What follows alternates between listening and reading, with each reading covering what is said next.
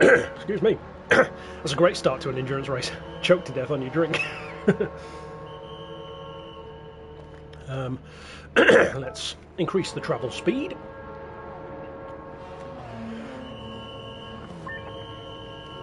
I wasn't going to qualify for this one because the last time I did the 6 hours I didn't bother. But I thought, you know what?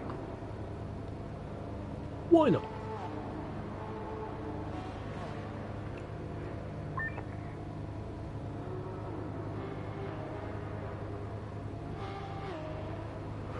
Gives me a little bit of a refresher for the car. So why not give it a practice?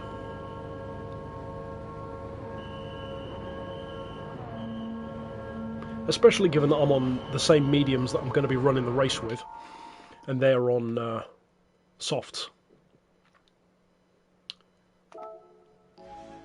So, before we begin the race, let's just see, make sure the broadcast is on. Yes, it is. It's the final race! Let me know if you can't hear me. I don't know. I don't follow it, to be honest. Right, let's buggy.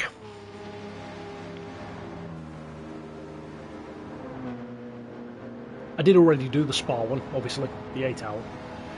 Well, technically I've done this one before, but all of this 6 hours and the racing and everything, all of this, well, it's for two things, I guess. Number one, because the first time around I didn't live stream this. I did it as a pre-recorded thing.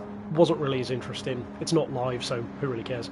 And secondly, because it's 3 stars that I need to get all of the 1,000 stars.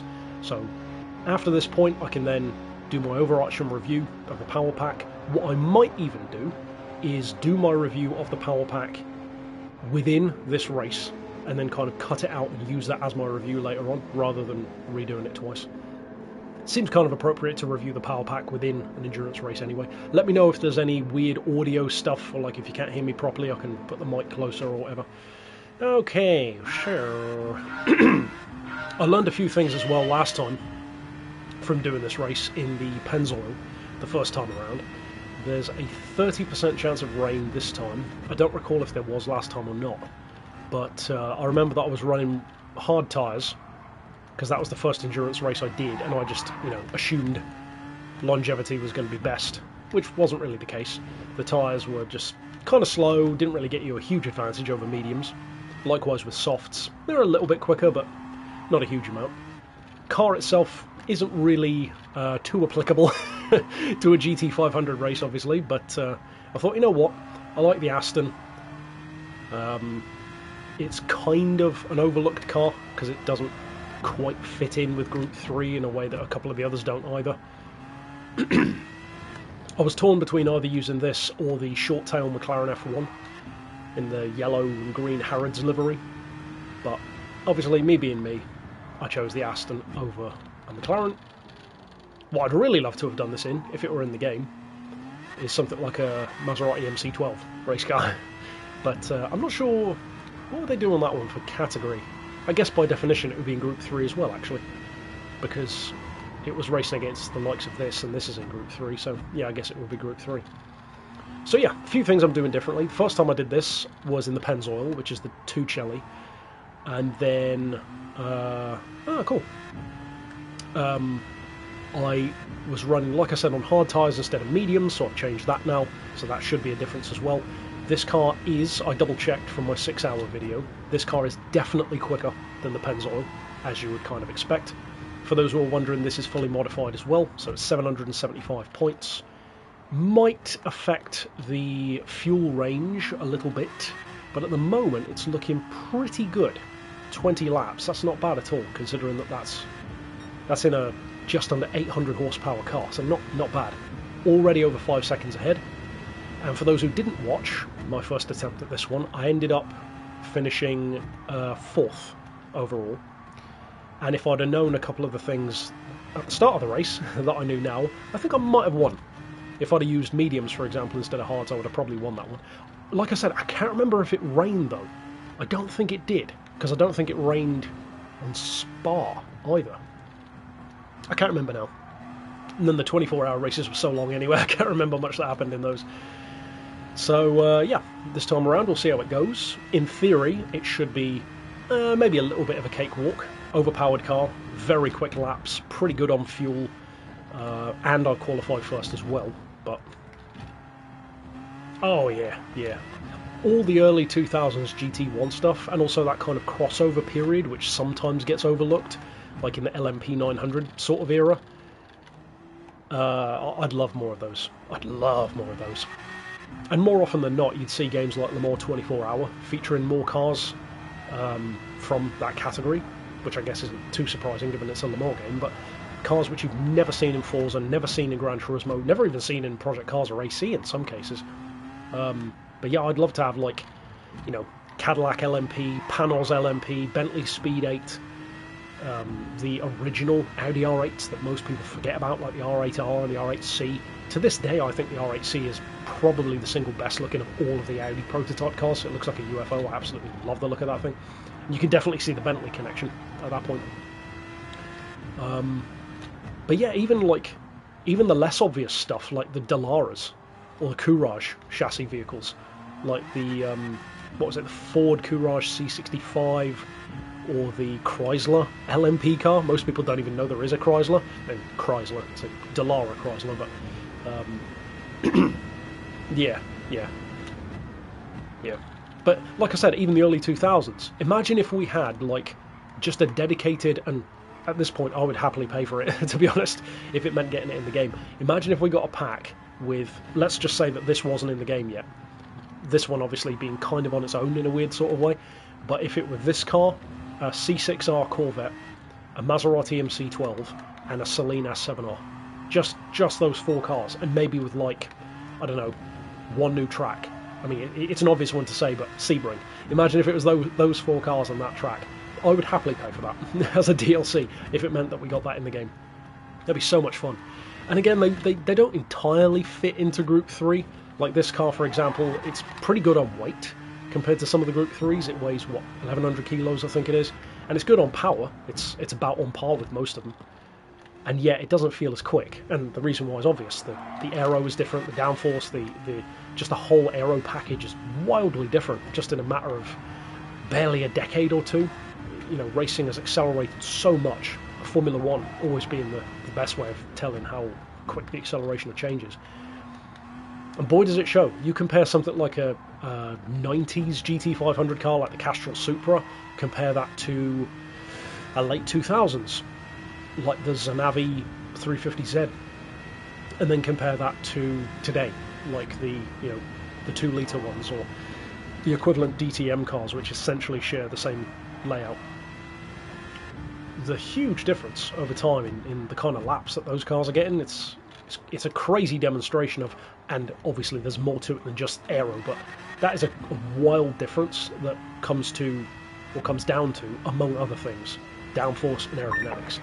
Tyre quality, obviously, engines, etc., it all has a bearing, but when you can end up having bigger, heavier cars that are, in some cases, less powerful as well, still putting down the same or better lap times, it's very impressive.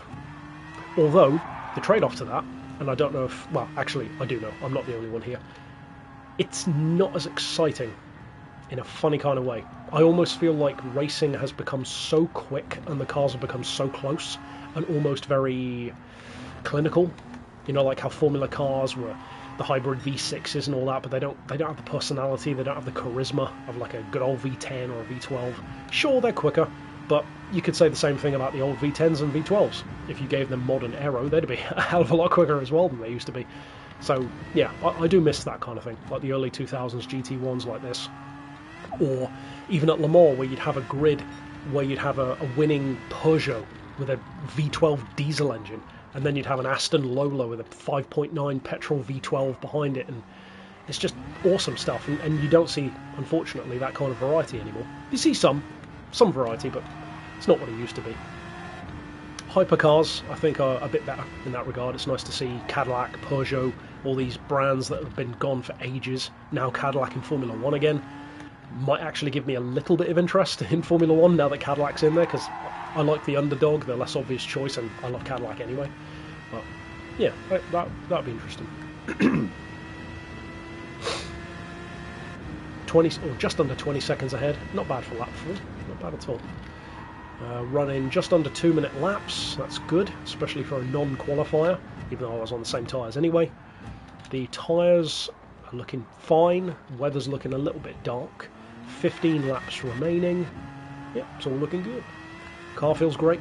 It'll be interesting to see, because in my testing and tuning of this car, I didn't get the chance to really see what it was like with bad tyres, you know, like worn tyres. So it might become an absolute animal when the tyres wear down, speaking to the lack of downforce compared to today. But I don't know, I'm running halfway on downforce front and back, so it's not crazy high, but decent straight line performance as well. Got to make it a bit interesting at least. And when we're on a bit of a straighter section, I'm going to check the weather radar. I'm hoping that the rain is a long way off, if at all. But for any who watch the 24-hour streams, those were weird. Yo! Sup, Tom? Like Le Mans, the end of Le Mans, which unfortunately, obviously, you can't watch anymore because I didn't realise that YouTube chops the ends of streams off, but that was so overcast at the end, so grey. Right, let's check the weather. Yeah, we got some a bit overcast, but nothing too crazy. Not bad. Nothing to worry about yet.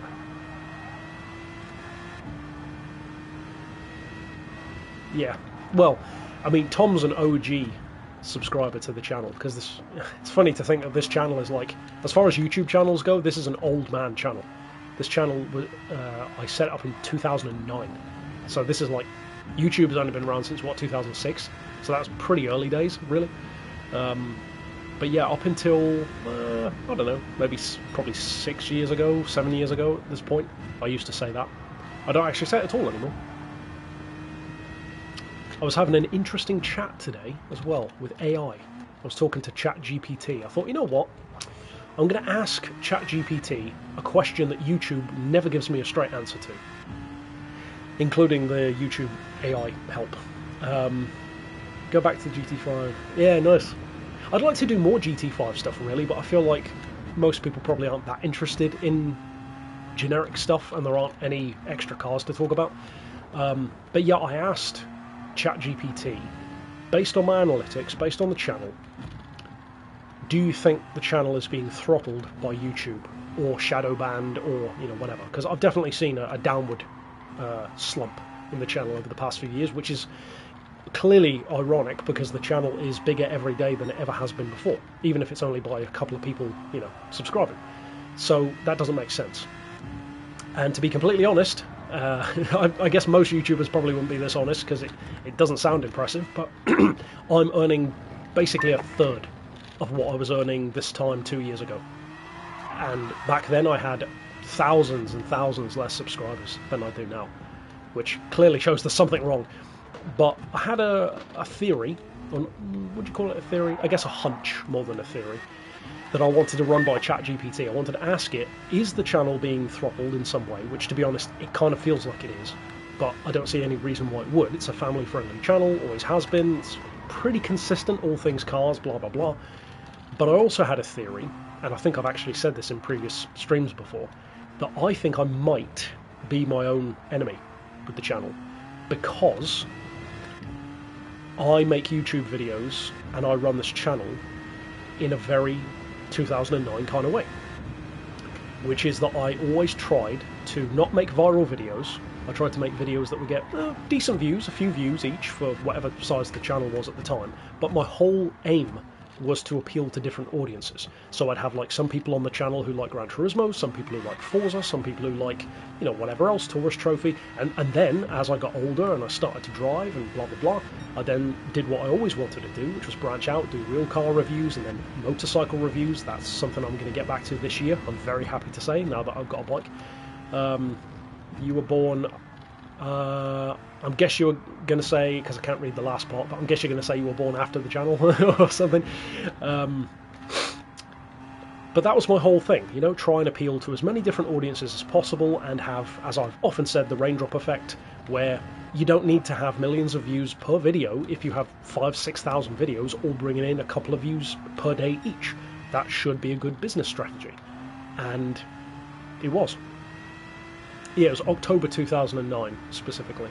I didn't start really taking it seriously until late 2013, technically, which is when GT6 came out. But yeah, the channel's been around at least since 2009, which, funnily enough, is actually, you were born when I started college to be a car mechanic, which was 2009, and I finished in 2013. But yeah, I had this suspicion that maybe because I'm a combination of old school YouTube in my thinking, but also I'm very strong-willed. So if I think, for example, that YouTube is trying to shadow ban me because I'm not doing what the algorithm wants, my attitude should be, if I had any kind of smart self-preservation, it should be, oh, okay, tell me what I need to do and I'll do that, which is what most YouTubers would do. But in my case, I'm like, oh, you want me to do that? Well, then I'm definitely not going to do that, and I'm going to keep doing what I was doing anyway. Except the problem is, obviously, I'm hurting myself by doing that. So I had that theory, and it seems, because I gave ChatGPT a screenshot of my lifetime analytics, so only an overview, really, and a link to the channel. And it said exactly what I thought. It said it does not think I'm shadow banned, it doesn't think I'm being throttled. The evidence of the videos, even the downward grade over the past couple of years, doesn't seem like throttling, because that's usually more abrupt. It seems like a testament to how smart AI is, smart, however you'd want to call it. The AI had enough intuition based on the numbers and based on my type of content to actually reach the conclusion, which I had myself, but I hadn't told it to come to that conclusion. It said it thinks I make YouTube in an old school way. It actually described it as making content in the subscriber era, whereas now it's not the subscriber era anymore. That's obviously, everyone knows that, but it's now the audience retention era, which is why you'll see like tiny channels that just get millions of views for no apparent reason without actually botting or buying views. It's just, as crazy as it seems, it is organic, because they just, they have one thing, which, as I've bemoaned many times, they have one thing, they stick to it, and the algorithm pushes it. That, I believe, is always a very bad strategy, but it seems that I'm going to have to force myself, as much as I hate this, to kind of do what the algorithm wants. And ChatGPT's recommendation for me was, it said I should try, or words to the effect of, I should try for about 90 days, which would explain why it's never worked, because I've never tried this for that long. For 90 days, stop doing videos all over the place with loads of different, styles. I'm not going to completely be able to stop doing that, unfortunately, because there are certain videos which I'll put out anyway, because they have to come out, like a product review or whatever else.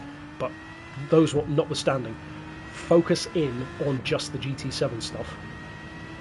Or, in other words, whatever does the best, which is GT7. More specifically, tends to be news, update reviews, car reviews from the new updates, that kind of stuff.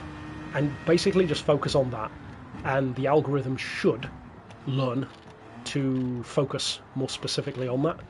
Another problem that it told me is that because the channel has been around for so long, and because the subscribers have, in some cases, Tom being a prime example, they've been around for literally over a decade, some people, and if they've been around from day one, nearly 2 decades, which is insane to think about.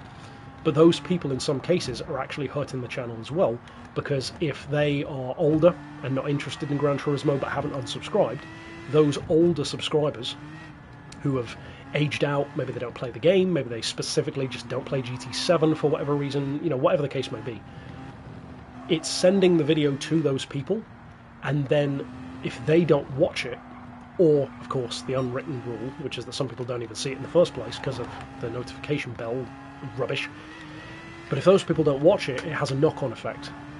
So I was thinking, shall I do like a different channel for each thing? Should I have like well, I already tried doing a Beards and Cars channel. That didn't work out very well, because they said it was because it was re-uploads. They basically neutered that channel. It's technically still around, but you can see the drop-off in views.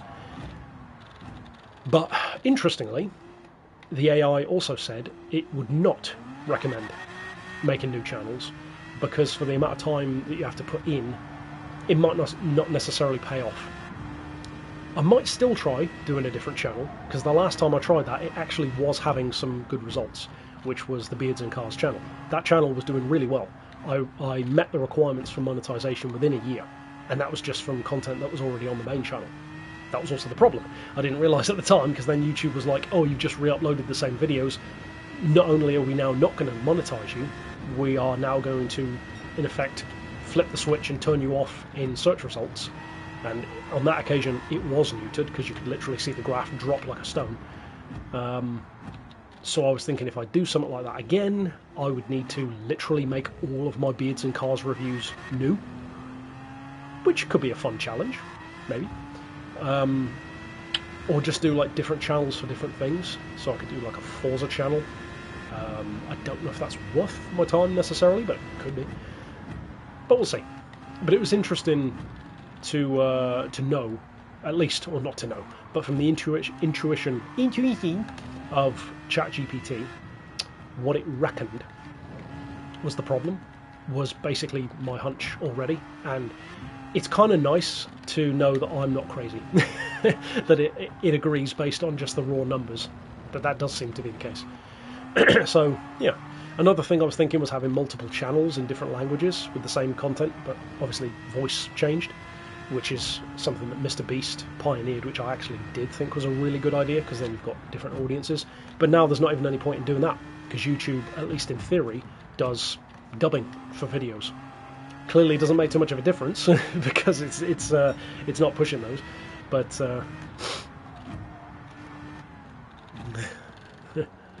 07. Yeah. Well, I was born in 94, so technically I'm not really I guess a young man anymore. You're not that much older than me, really, if you're born in, what was it, 86, did you say? So yeah, not a huge difference between us. I was born in, what, the year that Dower won Le Mans, in the 962. Which, deep cut fun fact, that was the original name of the channel. Before it was HSG, I used to call this channel Dower 962 Road Car, back when it was just Goodwood videos and stuff.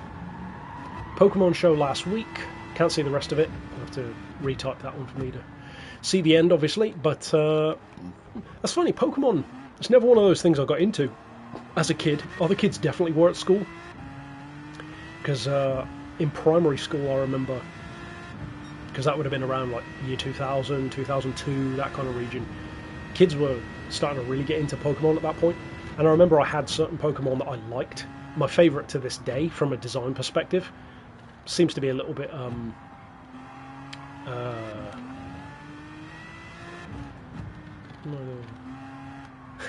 nice. I'm guessing you mean at the Pokemon thing. But yeah, my favourite Pokemon design to this day, seems a little bit of an undervalued Pokemon for some reason, I would have thought it would be more popular because it looks cool, is Pinsir. I think Pinsir's always looked super badass. I don't know if they've redesigned it or anything over the years, but at least back then, that was such a cool design. The sideways mouth and the horns and claws and everything, it just looks so different to all the others, like a proper monster Pokemon.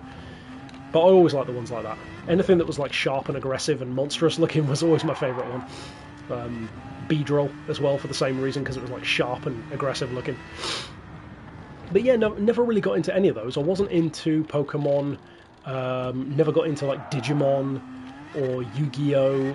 They were all like tangential. I was aware of it, but never really got into it. Never even watched a cartoon, to be honest.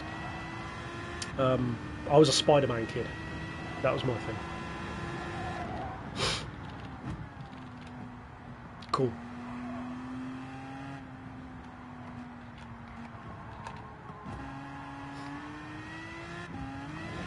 But yeah, for whatever reason, I just missed it.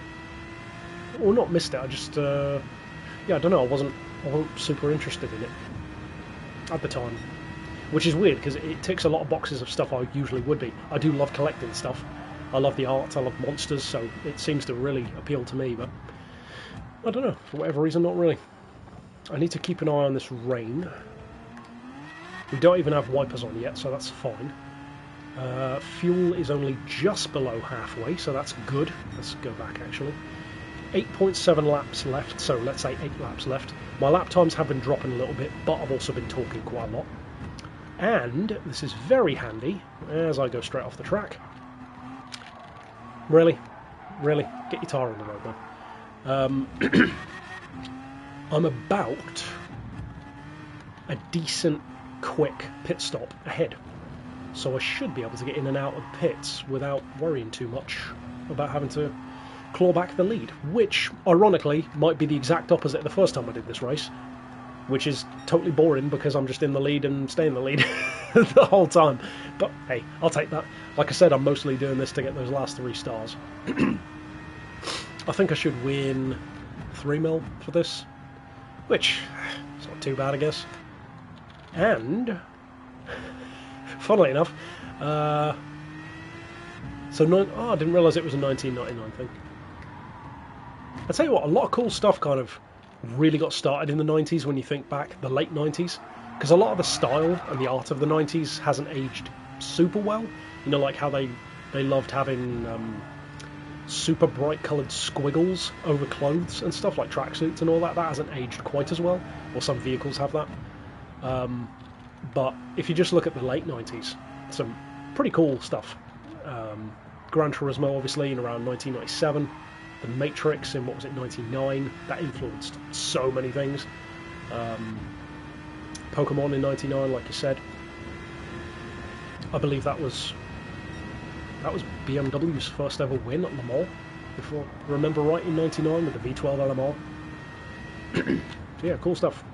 Cool time. And also for me, I would have been about 4.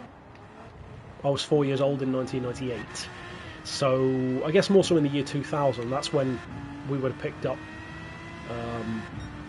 Gran Turismo 2 in a thrift store, a thrift shop, and started playing that on the PS1. And the rest is history. It's still funny that as a kid we didn't initially play Gran Turismo because we mistook it for Grand Theft Auto, which I wasn't allowed to play. So I would have probably played it from the first game if we'd have actually got our information straight. Normies. So 7.5 laps. So the fuel's fine. I think really it's going to be more so the tyres that need doing. But that being said, we are still opening up the gap pretty well. So I'm not sure. If I start losing time, then, you know, if he starts catching up because of my lap times, then I might have to change that, but we'll see. We'll see. Because their best lap in qualifying was 2 minutes anyway. So, you know, I'm running basically on par, if not a little bit slower than that. Yeah, I think technically, although I'm a 90s baby, I think I'm more of a 2000s kid, because in 2004 I was 10, so I would say I was more of a 2000s kid, which also, of course, especially when it comes to petrol heads, explains why most of my favourite vehicles are from the mid to late 2000s, because, you know, your teenage years for a petrol head are usually the most informative and the most, what's the word I'm trying to think of, the most formative, not informative. That's why so many people who grew up in the late 80s, early 90s have like the XJ220 as their favourite car, or love like the Sierra RS Cosworth and stuff like that. Whereas for me, it was like, my favourites were always Zonda F, Saleen S7, Mosler, Gumpert, Ascari A10, you know, the 2000s. I still think the 2000s, to be honest, was the sweet spot for supercars ever. Just so many bangers came out in that time. Amazing cars. The Enzo, the MC12, SLR McLaren. Even if you branch out a little bit, the C6 Corvette, the SRT10 Viper. Oh, nice. That's not bad for a first car, an Integra. So 94, that would have been what, a DC2 Integra? Using the McGann Trophy. Upbringers in GT5. I missed the end of that message, but yeah, I guess it's funny to think, and this is why sometimes I'll say in videos, that for the younger crowd, we don't think of it this way, but like they might have come up playing GT Sport at this point, because, I mean, when did GT Sport come out now? What was it, 2020, 2019, something like that, which, as insane as it is to think, is over 6 years ago already. So yeah, there's easily kids who could have like started their teen years with GT Sport, first got into Gran Turismo then, and like now are maturing into GT7, which is wild to think about. Yeah, very, very crazy. And in a sense, you could almost consider GT Sport and 7 to yes and no. G, or however you say your name. I do play Forza Motorsport in general, but I have not played the newest one, if that's the specific game you mean. You used to play old school Ferrari. Do you mean Ferrari Challenge? If so, I think I've got that somewhere. I've got a bunch of PS2 games that I need to still feature on the channel, but Ferrari Challenge, there's Lotus Challenge as well. You don't really see many of those games that like have a specific manufacturer. There's Porsche. I think there's a few Porsche games. The most recent example I can think of that kind of thing, at least that I've played, is, funnily enough, a few days ago I did it in the members section, Ducati.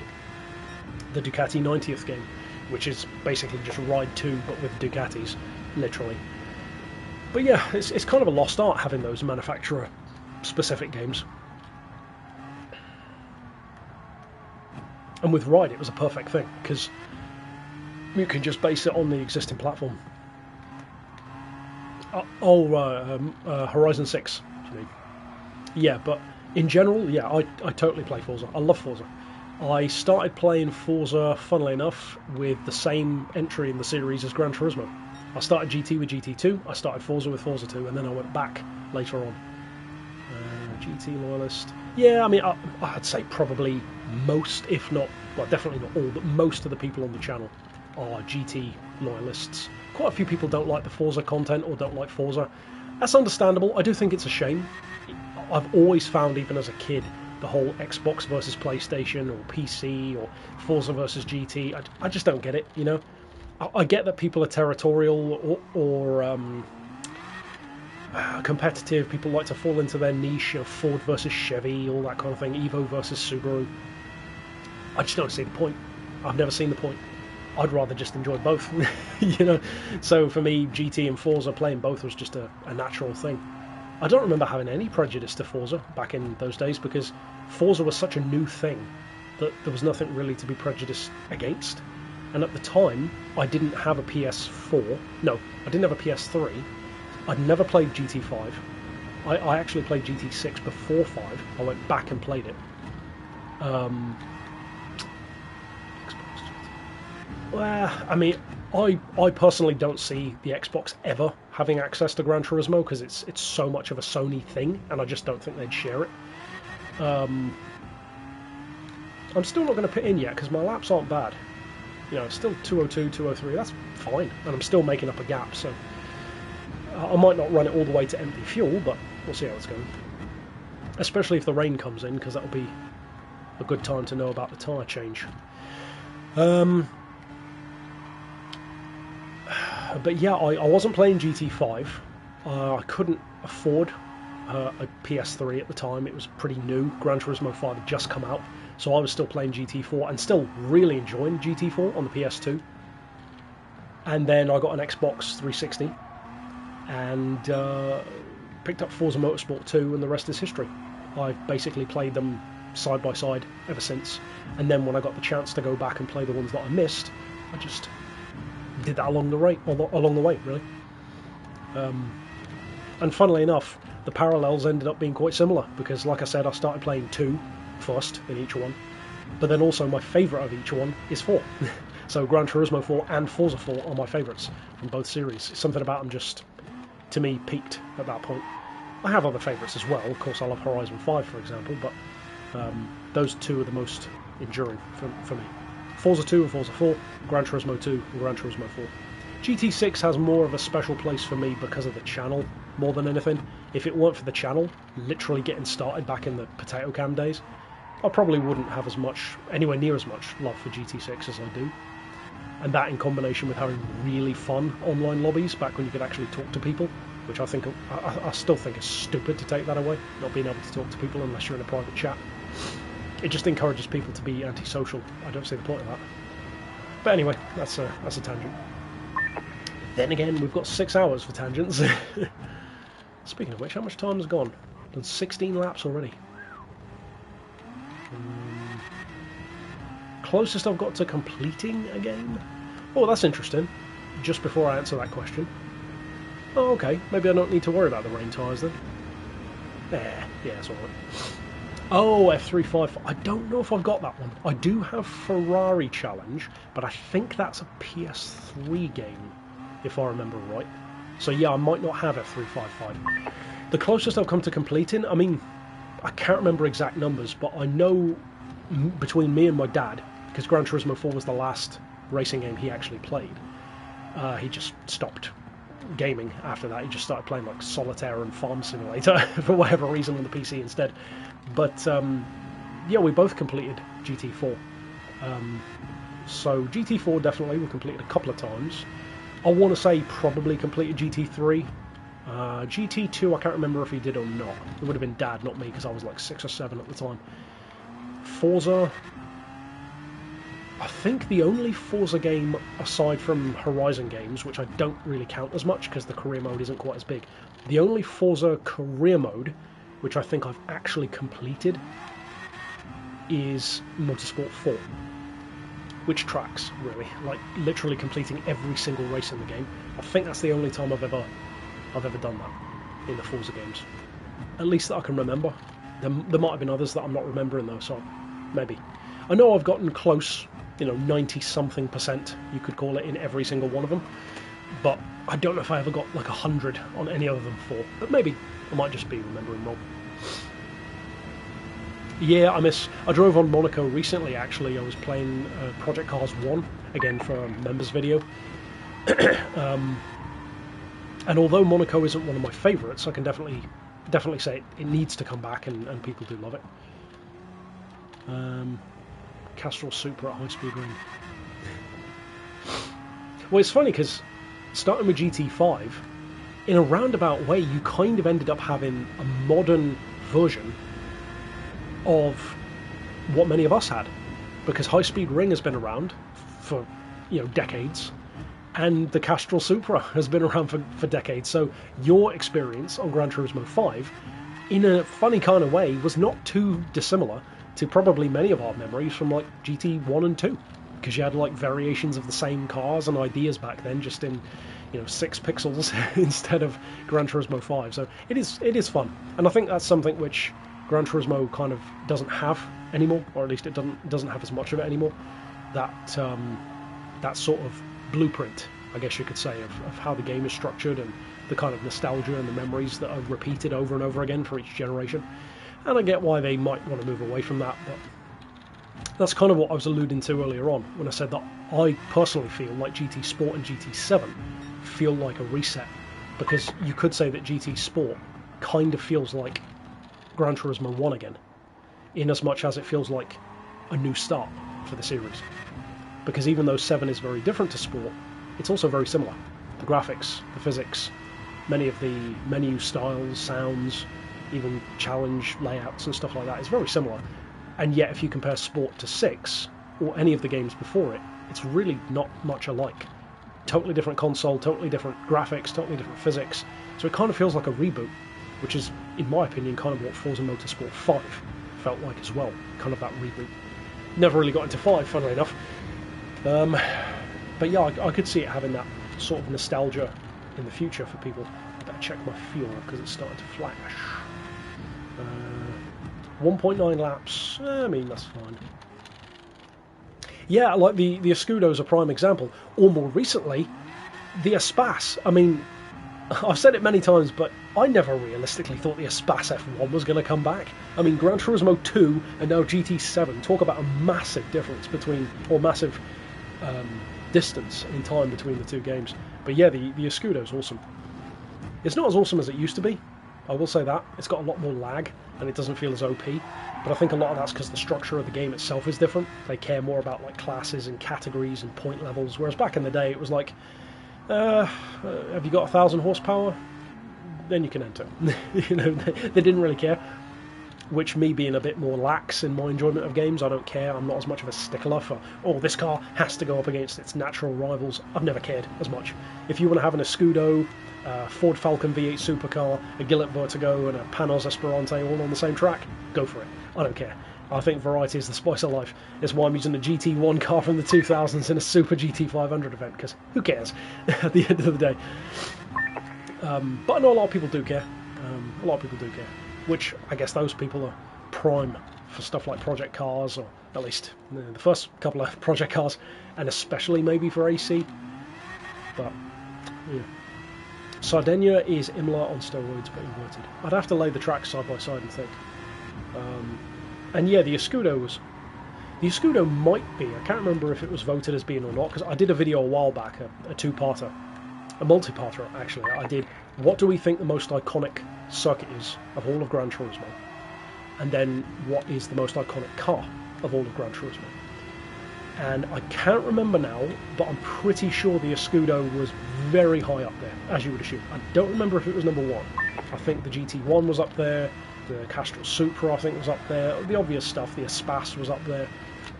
I think the Escudo might have been the one, I can't remember that. Actually, I want to say it was like the FTO touring car. I think it was something like that, actually. I missed the pit. I guess I didn't really miss the pit. Cool. I'm going to go for mediums again, because I'm not really worried about the weather. I mean, we're already in the wet patch, so who really cares? I'm glad you asked, because you reminded me. It was not one I was expecting. Some fans were unsurprised by it, but I was surprised. Grand Valley. Grand Valley actually won. Which makes sense, but also I wasn't expecting that. I was expecting maybe like, I don't know, maybe something real, like Le Mans or the Nürburgring. But for fictional, I don't think I'd have even chosen that for fictional, to be honest, as my wipers now go on, because of course, I would have probably expected maybe like midfield over Grand Valley, to be honest. So yeah, it definitely surprised me. Yeah, I definitely didn't. And Grand Valley's a prime example for how the series has changed so much. Some probably get bored of hearing it, but I'm not a fan of Grand Valley now at all. I think it's actually quite soulless compared to what it used to be. I get why people like it. It feels more like almost the California Highway in Project Cars, which is fun, but it's nothing compared to what Grand Valley used to be. Nothing alike. It's more realistic. You can take it more seriously. Clearly, that's what they were going for, but I just don't think it has as much personality now that Grand Valley used to have. I definitely used to love driving on Grand Valley, and it's one of the tracks I go back to now more than I ever used to as a kid when I do play in like a GT6 or whatever. And yeah, I do hope, we'll have to see I guess, if they do extensions within the Power Pack, maybe kind of like they were going to do with the demo. But if they do extensions and new events, I really do hope that they bring back more like fan favourite endurance events, you know, like what was it, 1,000 miles of Suzuka, or what am I talking about? 1,000 miles of Laguna Seca, was it? Or 1,000 kilometres of Grand Valley, or 300 kilometres of Grand Valley, whatever they were. But you know what I mean. Those kind of OG endurance events. I'd take a special stage Route X endurance. Call it like the wind. Why not? It's the spiritual successor to the test course anyway, so why not? Yeah. I actually forgot to check on the time difference when I pitted in, but still over a minute ahead. So yeah. And yeah, Laguna Seca is, speaking of legendary Gran Turismo circuits, I think if I were to pick like the one maybe most consistent real-world circuit that's just always been Gran Turismo through and through, it might be Laguna Seca. Because as much as I love Le Mans, as much as I love the Nürburgring, as much as I love, whatever else, and many people love Brands Hatch or Silverstone, Laguna Seca's just been around for so long in the series and so consistent. Yeah, it kind of has to be the one. The corkscrew alone is so legendary. Whereas, as much as I love Le Mans and as much as I love the Nordschleife, they've only been around since, what, GT4? Which, in the grand scheme of things, is years and years after the release of the game. What was that, 2004 compared to 1997? I can't remember if Laguna Seca was in the first game or not. I think it might have been. It's definitely in 2. But yeah, legendary circuit. I'd really love to visit Laguna Seca in real life. That'd be fun. Go to America. I'd actually love to do a series on the channel, which there's no point because it would absolutely bomb in the algorithm, but I'd love to do a series where I visit all these different Gran Turismo racetracks and and just gaming tracks in general, and do like essentially like a real world lap and talk about what the track is like compared to real life. Kind of like an extension of the series that I do, Game versus Real, comparing certain vehicles in a game to the real life versions and how they feel, how realistic they feel. Doing that but with circuits instead, that would be really, really cool. And a hell of a business expense. Right, let's have a stock check. 21 laps in. Not too far off, an hour down. Well, 45 minutes. We've got just under 18 laps remaining on fuel. Tyres are of course good. Wipers are still going, but doesn't really matter. And lapping cars left, right and centre. So it seems like the Aston was a pretty nice choice. I'm not sure how they do the chili challenge in this mode. You know, like when you pick your own car. Oh, cool, you're in the States. Yeah, I haven't been to a huge amount of circuits myself. What have I been to? I've been to Silverstone. Not to actually drive on, I was a kid. We went for the Renault test day. I've been to Castle Combe. Castle Combe, if I remember right, is the only circuit I've actually driven on. I took my hearse around it for the parade lap. Castle Combe's very small though. And I guess technically I've been to Goodwood, but it was the Goodwood hill climb, not the Goodwood circuit, because obviously the hill climb is the Festival of Speed. Again, haven't driven on it, of course. That'd be awesome. But yeah, not many, really. That's about it. I really want to go to Thruxton circuit, not because I particularly care for the track. I don't hate it, but you know, but because the owner of the track owns my car. I might have said that on the channel before, I can't remember, but I think he's a billionaire. I think the owner of Thruxton Racing Circuit bought the car I built, the Rolls, which is pretty awesome. And apparently he keeps it at the track. So for any of you who live in the UK, if you ever visit Thruxton, have a look around the pits. You might see a jacked up Rolls Royce, a white one with huge knobbly tyres, or he might wrap it. It might end up looking different. But if you see a jacked up Rolls Royce that looks like a monster truck, that's the car I built, with help, of course. And also hello to our Swedish friend who just dropped in as well. Ah, cool. Oh, nice. Family connections always help. It's always who you know.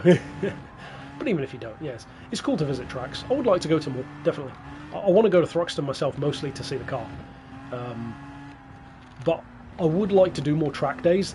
The irony is that I would quite like to try out track days, but the cars that I own and drive are not suited to track days at all. They have nothing track day about them.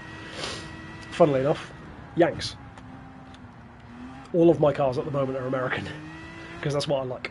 I like big lazy engines, super comfortable, huge cars, especially on UK roads, but not exactly the kind of things you take around a track day. Although in my case I did, I guess, but it was just the 20-mile-an-hour parade lap. Yeah, Nürburgring would be cool. I really want to go to the Nürb. Not so much for a race. I'd like to go to the Nürb to run around the Nürburgring and to actually watch an event, because as weird as it sounds, I'm actually not really a motorsport fan generally. I'm a car fan but not a motorsport fan, pardon me. So the one motorsport event I actually would love to go to is Le Mans. I'd love to go to Le Mans for the 24-hour race. Toyota Highlander. I don't think we've got that in the UK, or maybe we do under a different name. I'm going to guess that's an SUV or a truck. Yeah, that's what I'd like to drive. Viffy. Or Vilfy. I'd drive... Yeah, it would kind of have to be the hearse, just because of how silly it is. Because I could take Abe around it, but the hearse I think would be more funny. Super slow. I think the lap would probably be like 20-30 minutes or something like that, considering I've never had the hearse above maybe 70 miles an hour. So the Nürburgring, even if you were going that speed the whole time, which of course I wouldn't, but even if you were, that would take a while to do a lap. It'd be quicker than a patent motor wagon or a Ford Model T, but not by much. Not by much. At the moment, I've got I've just bought a new vehicle, funnily enough, not a car though, a little bike. But I've got my daily is a 2006 Lincoln Navigator, which is probably my favourite daily I've ever had, to be honest. All round, it just does everything. I love it. And as you can tell, I was a Need for Speed Underground 2 kid because of the Lincoln Navigator. And then I've got the car that I've had longer than anything else, which for our American friends, as of the 4th of July this year, because I bought the car on the 4th of July, unironically, my 68 Lincoln Continental, Abe. 4 years this year, which is crazy for me. I usually don't keep cars anywhere near that long. The 67 Hearse, of course, she is a close second for cars that I would never sell. And yeah, thanks. I mean, especially for the money. I know in the States they're pretty cheap used, and even in the UK, it's one of the very few American cars in the UK which are still pretty cheap. I mean, yeah, mine's lovely. It's done 45, well, when I bought it, it done 45,000 miles in 20 years. So it was really, really low mileage.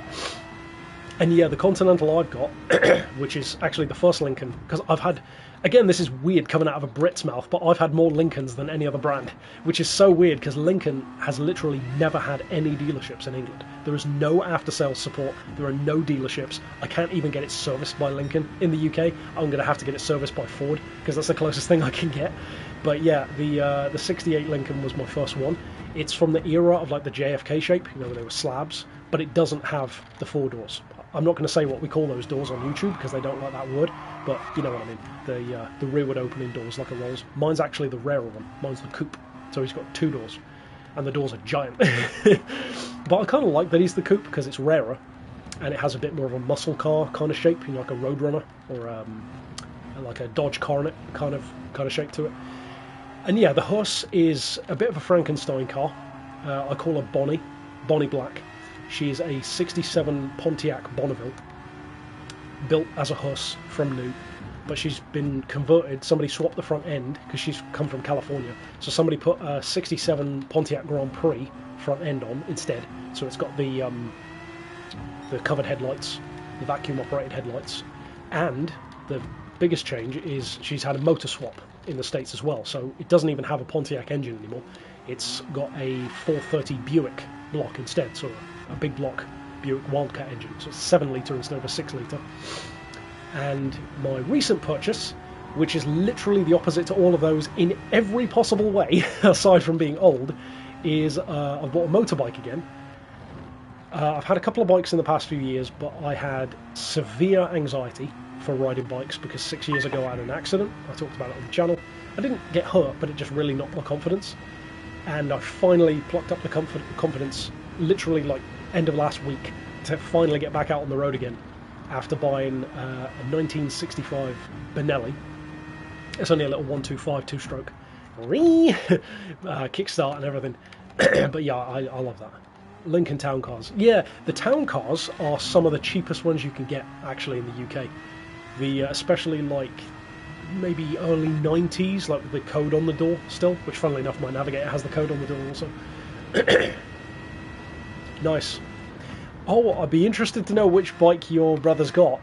Does he have, by any chance, an S1000RR, which is the one that has the mismatched headlights, the one round light and the one long headlight? Because if so, that's literally what I crashed. That's the bike I crashed 6 years ago. Not at high speed, thankfully.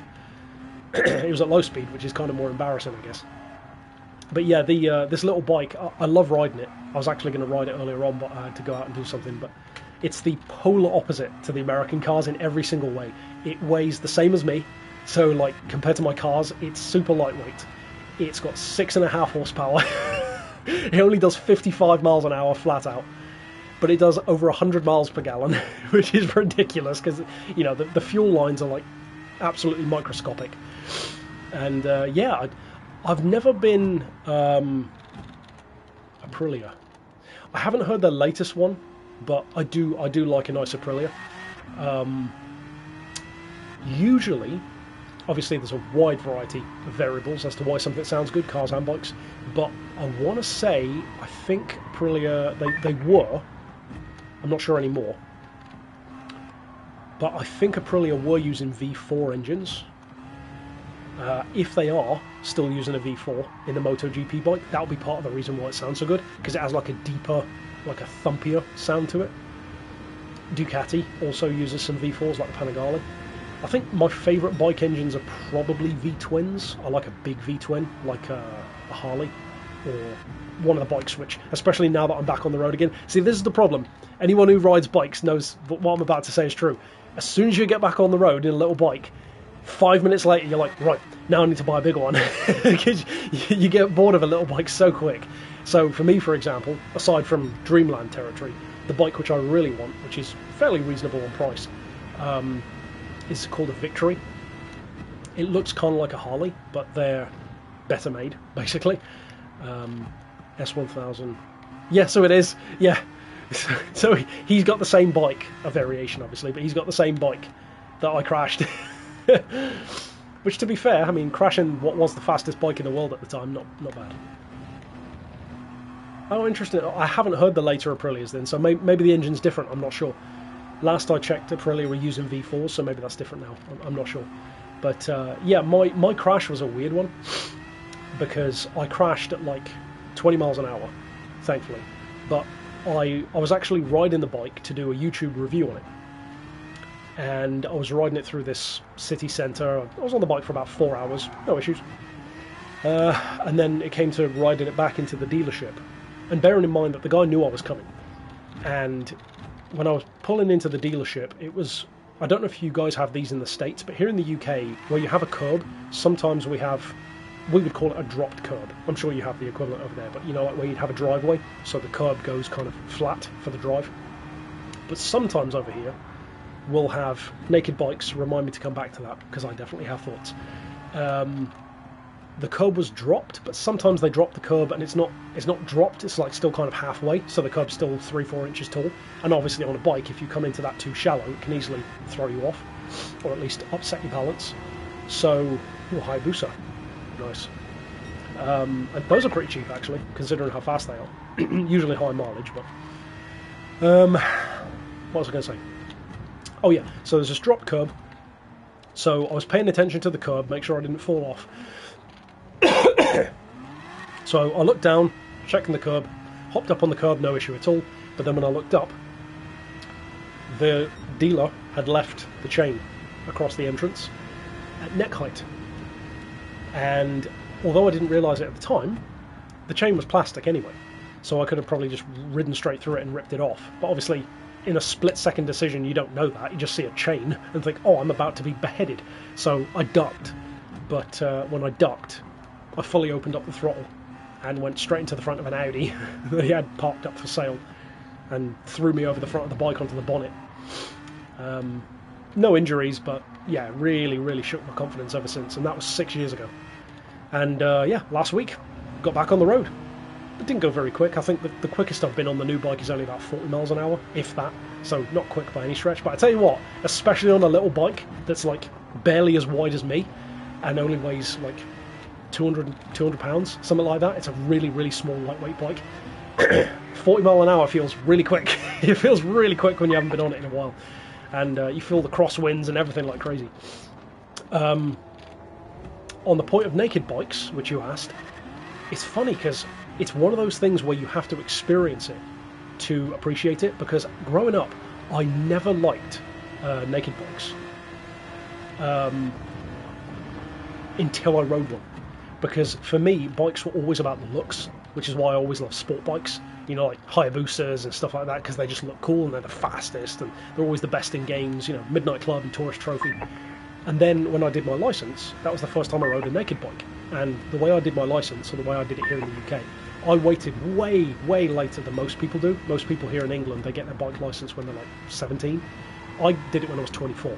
So the advantage for me was, when you're 24, as it happens, you're allowed to do a full riding course so that you can skip straight over riding a 125 and ride whatever size bike you want, as long as you pass the test.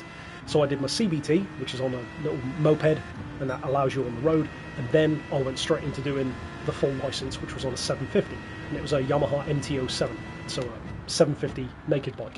Not the quickest thing around, but certainly powerful and big enough. And I tell you what, it was so lovely to use. The seating position, you're kind of upright, but not too upright. You can see everything. The handlebars are higher up. Speaking of that BMW that I crashed, the thing I hated the most about it was because it was a sport bike. And you'll notice this even if you've never ridden a bike. If you look at them in games, or especially in like MotoGP, they're really raked forward. So the riders are like really leaning forward on the bike for cutting into corners. The problem is on the road, you have so much weight on your wrists. It's like literally planking the entire time. Like all your weight is on your wrists. And when I was riding this bike 6 years ago, I was heavy. I was real heavy. I weigh just under 200 pounds now, so I'm not light. I weighed 340 pounds back then. I was big. That's 24 stone in the UK, or about 154 kilos for any in Europe. So I basically weighed as much as a motorbike, you know, a big motorbike, or at least a moderately sized motorbike. And that's a lot of weight to have on your wrists on a sport bike. So it's not as much of a problem now, but yeah, you don't have that issue on a naked bike. But yeah, I love them. They're easier to work on as well because you don't have as much body work. But yeah, I was actually thinking, and I might still get one to be honest, because I really love this brand and it's such a good bike in terms of value. For any bike aficionados, or even just if you played games, so Ride or TDU, you might be familiar with MV Agusta. MV Agusta, mentioning that name, especially back in the day, to any motorcycle fan, that's like saying Pagani. Like literally, it's that level. It's super exotic, ultra rare, crazy expensive, just the bike of bikes kind of thing. There are more expensive bikes and there are faster bikes, kind of like there are more expensive and faster things than a Pagani, but that's not really the point. It's just, you know, it's that exquisite thing. Well, they sell this bike called the Brutale, which is a stunning looking naked bike. And what I really would like, and they're not too expensive, funnily enough, used here in the UK. You can buy them for about $3,500, which really isn't that crazy at all. The first generation one, because Reebok Classics, Triumph, nice. I considered a Triumph as well, actually, a Daytona 600, which is also very cheap and a really nice looking bike. But this this MV Agusta, the Brutale, MV Agusta basically went away for a while, as many brands do, and then when they brought them back in the 90s, they brought back two models, basically. The F4, which is, if you played TDU, super OP, ridiculously OP bike, and the Brutale as well. And what many car fans don't know is that that first generation MV, which has 750 engines, 750cc, those engines were built by Ferrari. So it's literally a Ferrari motorbike engine, which, as if the brand wasn't already the coolest thing you've ever heard of, now it's even cooler.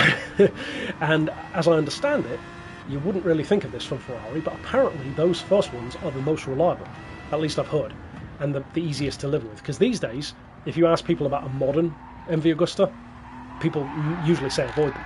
Whoops! People tend to say avoid them because nowadays they're just typical Italian unreliable. But yeah, that was the sweet spot, it seems. And the F4, which is the sport bike, which of course I would love one, but those are pretty expensive still. Those are more like, you're looking $6-7 grand minimum, so double the price of a Brutale. But yeah, I really would love a Brutale 750 or a 750S. Ideally, I'd love it in that like gunmetal grey, and they did it with a red seat. And it's a small detail, but it looks so good. And a detail as well, if you've never seen one, if you Google MV Agusta Brutale 750, they got started making tractors. Again, funny point on that, I'll come back to in a second because you reminded me. So many brands were like that in their crazy beginnings. What was I saying about MV? Oh yeah, if you look at one of those first generation modern MVs, like the Brutale 750 for example, look at the wheels. They're a star-shaped five-spoke, which you'd look at it and think, oh, they look kind of cool. And they look familiar, but you might not know why. But if you think about it, those rims that the bikes have, they look like Ferrari F355 wheels. And I think that might be deliberate. I think it's because it was 90s Ferrari, and because Ferrari made the engines, I think it's kind of a tie-in. Like, they were deliberately made, I think, to have that kind of Ferrari style to the wheels, and they're such good-looking rims on those bikes. Yeah, Beamer. Yeah. And what other ones was it as well? I actually owned a vehicle. One of the deepest cut reference vehicles I've ever owned is probably also, I think it's the slowest vehicle I've ever owned. It's definitely the least powerful. The least powerful thing I've ever owned, as I spit everywhere, was 4.5 horsepower. And it was also the oldest thing I've ever had, which was a 1951 scooter, a little moped. There's not very much of it on the channel. There's a short of me running the scooter. It's a little dark green thing. And it's called an ESO scooter. It's Italian. Very interesting design, 2-stroke engine. It's a 125, but it has 2 pistons sharing 1 spark plug. Bearing in mind, 1951, a long time ago. And this single plug twin piston design. And the wildest part about it is not only is the scooter super, super rare, and mine definitely wasn't in good condition, it was ratty, but that's why I liked it. It's the same ESO who, prior to that, got started making, I want to say, I think it was sewing machines or something, I can't remember now, but they got like started right after the war, or like kitchen appliances, something like that. And then they made the scooter and they made a little motorbike. The motorbike had the same engine. But then, not long after, this same ESO made a vehicle which, I mean, depends if you're classic fans. Some of you might not be familiar with this, but they made a car called the ESO Griffo, which is these days like one of the rarest supercars ever. It's an American big block V8 Italian supercar, so kind of like a Pagani almost from back in the day. It looks a little bit like a Jensen Interceptor with a 7-litre, I think it was basically a big block Corvette unit. Properly quick, gorgeous looking car. They're worth like 700 or 800 grand these days even. But it's crazy to think, like you reminded me saying about the evolution of brands, that they went from this 4.5 horsepower little moped to a 186 mile an hour car, bearing in mind 186 miles an hour in the 60s, like the ultimate GT car of its time. Crazy that that's the same brand, just evolving over time. And like how you said about Triumph just now, I think one of the smartest things, I was talking to a chap the other day, an old boy who's a bike enthusiast as well, who lives near me. I was saying that I think one of the smartest things, if not the smartest thing that Triumph ever did, was to pivot away from doing cars and focus on bikes. Because so many British car companies just go bust. TVR, gone. Marcos, gone. Ginetta, tiny. Lola, don't really count. Jensen, gone. Kind of trying to bring it back again. So many of these brands are just gone, or end up getting bought out by some, Bentley gets bought out by Volkswagen, etc. And then Triumph skipped all that, stopped making cars, went over to just bikes, which obviously they were doing bikes as well at the time, just focus on bikes. And look at them now. Triumph are doing, I think, pretty damn well. And certainly when it comes to British brands, they're probably, I would say, the forefront British motorcycle brand. I'm kind of surprised they haven't tried to do a car again. I think it could be cool. Maybe like a modern day Triumph Spitfire. I think that could be quite cool, actually. Nice little Mazda MX-5 rival. But yeah. And what was it? I want to say Toyota or Honda. I think they got started with sewing machines or something like that. Yeah, most things date back to wartime. The Huayra. Yeah, the Huayra R is it's a DLC car in Horizon 5. I must admit, I don't use it too much in that game, but Horizon has such a different ecosystem when it comes to the cars you choose compared to Gran Turismo. I feel like that car would get a lot more use in GT than it does in Forza. But yeah, very, very cool car. Ever since the Huayra first came out, I was waiting for him to do that. I was just waiting for a Huayra R. It ended up taking quite a while, actually. Because when did they bring that out? That was like... When did the Huayra come out? 2008? Something like that? 2009? Maybe? No, probably a bit later than that. But that's a while ago now. And then the Huayra R was not really that many years ago. A couple of years back, I think. But that's Pagani, I guess. They have big gaps between their cars. Kind of like Koenigsegg does as well. Speaking of cars that would be awesome, or brands that would be awesome in Gran Turismo. And I see quite a few players actually say, maybe more than any other brand, even. I see more comments from people saying, really wish Koenigsegg was in Gran Turismo. And pretty much whichever one you choose, you're guaranteed that it's going to be fun. If you choose a CCX, it's going to be fun. If you choose a Jesko, it's going to be ridiculously OP. If you choose, I would say maybe the Koenigsegg that makes the most sense in Gran Turismo is the one which made the least sense in real life. The CCGT. The one that they wanted to race and weren't allowed to. The problem with that is it's kind of the Zonda R thing where it doesn't really fit into a racing class, but I still think that would be really cool to have that one in GT. But yeah, I mean, any Koenigsegg would be cool. I think the only Koenigsegg I might not want, not necessarily at all, but like not as the first choice, might be the Gamera, their new one, the 4-seater. Not because I don't like it, but because to me, if you're going to represent Koenigsegg, that doesn't really represent Koenigsegg. That's like an interesting, different kind of thing. If you're going to represent Koenigsegg, if I had to put money on it, I think they probably had a Nagera. Either a Nagera or a Jesko. I could see them doing that. And yeah, the Zonda R's a shame. And it's still such a shame to this day that they've never had like a Zonda F, or a Zonda Cinque, or a Tricolore, or you know, any of those road-going versions, because they'd be more useful than the Zonda R. The Zonda R is cool, but it feels like the Zonda R, in a weird kind of ways, ended up being a bit like the Escudo. It's like less useful in every game, which is a shame. Lovely car, but no, I didn't see that. I must admit, Andrew Tate's one of those where I've never actually watched a single full piece of his content. I've heard like sound clips and stuff, but Ginetta, I've seen some of their road cars. I don't know if I've seen the G40R. I know of some of their road going ones though. One actually came up for sale recently on Facebook Marketplace. It was road legal. I think they wanted 15 grand for it, so it wasn't insane actually for what it was. But yeah, I do like Ginetta.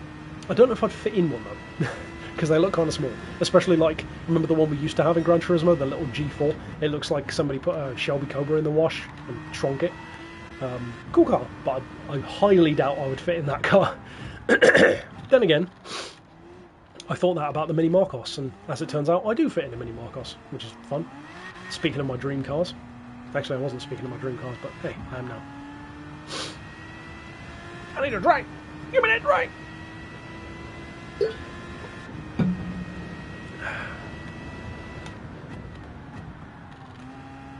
Ah, cool. I'll have to try and check out some of his reviews.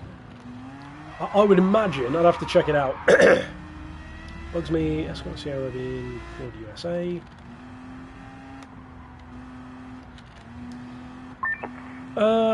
Yeah, because Ford's one of those funny brands where, and there are a few brands like it, but Volkswagen, for example, with Volkswagen Brazil, but yeah, Ford's identity is so distinctly different in the different markets. So like, I think a lot of the Fords that we have in the UK were technically from Germany, I believe. And then you've got Ford Australia, which is wildly different again, and Ford US. I must admit, I know this is sacrilegious to say as a Brit, especially given how popular RSs are. I prefer Ford USA. Well, clearly I prefer Ford USA. I've got two Lincolns, so obviously I prefer Ford USA. But even beyond that, I was actually considering recently, and I don't think I'm going to do it because I have a feeling I'd regret it, but I was thinking of trying to swap my hearse for a Ford, funnily enough, an F350. A giant truck, and it's a 1996 F350 double cab, maybe crew cab, I can't remember which one they call it, but it's the four-door, anyway, 6-seater, auto, with dualies on the back, and the extended arches, so it's got like the super wide arches on the back, kind of like the Ford Platinum truck that's in Forza, but the 90s version. It's got a 7.5 litre V8 diesel, and it just looks so ridiculous. I love the idea of it, and I'm pretty sure it's actually even bigger than the hearse, because the hearse is 21 feet long, and I think the dually, I'm pretty sure the F350 is even bigger. The problem is, and this is what's holding me back, it's matte black, which looks really cool. Red interior, like just soft cloth red seats. Funnily enough, kind of like the hearse actually. And it would be perfect for putting my bike in the back, because I can fit the motorbike in the back of the hearse at the moment. But diesel is significantly more expensive in the UK at the moment than petrol. So it would cost, ironically, more to run it than to run a big block hearse. And I just know that I would miss the hearse if I did that. Because as cool as a truck is, that's a bit more of a daily driver kind of thing. Like, yeah, you could use it for shows, but I don't know, it just doesn't have the same vibe. I love the idea of having it, and because the hearse has yellow flames down the front. I love the idea of doing that kind of thing with a Ford F350, like have lime green flames going down the front. And it's a hard miler as well. It's done over 180,000 miles. It's actually on eBay at the moment, and it's being sold by the same guys who I got the hearse from. But I don't know, they want 13 grand for it, which in the States I think it would be cheaper than that. But you always have a markup in the UK, but yeah, I don't know. Ooh, now you're talking. The CTSV, very nice. That is a bucket list car for me. You never see them in the UK. I know there are some, but I've never seen one in person, and I've only ever seen 2 for sale. And one was in Ireland. It was a CTSV coupe, the later one, like a 09, the basically ZR1 engine, the 550 horsepower one. They wanted, I think, 30 grand for that one, which is still not bad, actually.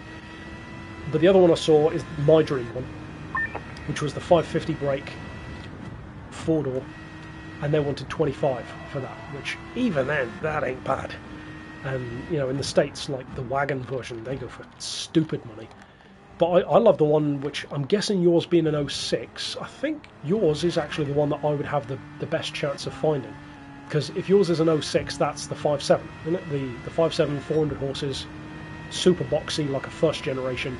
When Cadillac first made AMG go like, we better start watching these guys. But yeah, I do love a CTSV.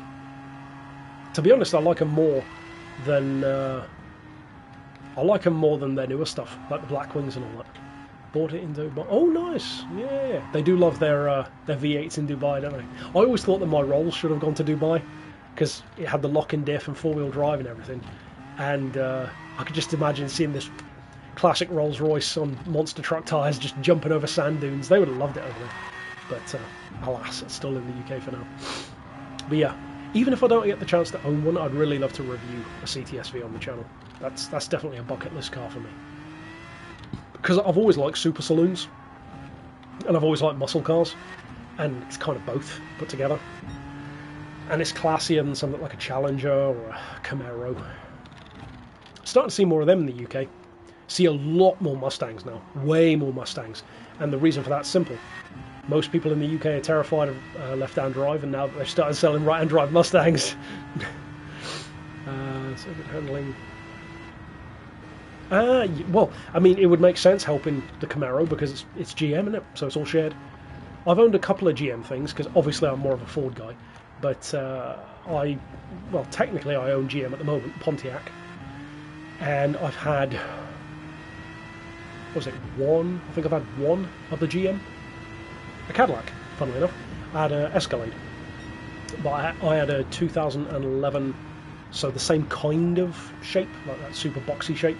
But I had the one that's kind of in the older Forza games, and I had the ESV, so it was the even longer boot on the back. Really nice, black on black, giant 24s on it, proper like Midnight Club 3 cover car kind of spec. In fact, no, it wasn't, because that's the older Escalade. Mine was newer than that.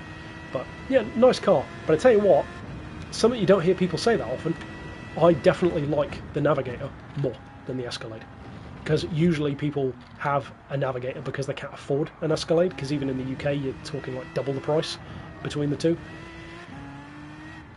The Navigator's way better to live with.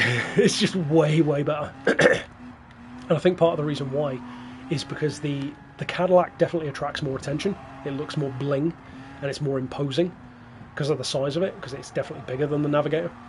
But it feels a bit more like a luxury 4x4, which it is, whereas the Navigator feels more like a truck that happens to have a luxury interior, which is exactly what it is. It's an F-150 underneath. It's got the same F-150 5.4 V8. It's just basically a full leather 7-seat body on top of that, which is a pretty great combination in my opinion. I would have kind of loved it if Lincoln made a giant SUV, but base it on like the F350. It's just make this huge luxury thing that's like bigger than a Hummer. Speaking of bigger vehicles, this is another one which anyone in America will probably go, ooh. I was looking at thank you. I was looking at an Excursion, a Ford Excursion, and it was the V10 one as well, which is just a beast. I saw it in person, and talk about a big car. That is a big car, because like if I stand next to my Navigator, I'm taller than the Navigator, and I'm about the same as the Escalade. With the Excursion, the top of the grille was the same height as my chest. So that is, even on normal tyres and like pretty tiny wheels, the Excursion is a gigantic vehicle. Almost too big for the UK. And they're so big that you can get those with, what is it, 9 seats? I think like 3 rows of 3, and you've still got a massive boot. You could almost fit another row of 3 in the boot. Ridiculous. But yeah, I do like an Excursion. Most of them are white in the UK, which I'm not a fan of that. If it was black, yeah, I'd probably like that more. I think in white it looks a little bit too like farm truckish for me, which isn't really what I'm going for. Which is part of the reason why I like this F350, because it's matte black. Pick not a bike. What do you mean? Like, get a car instead of a bike?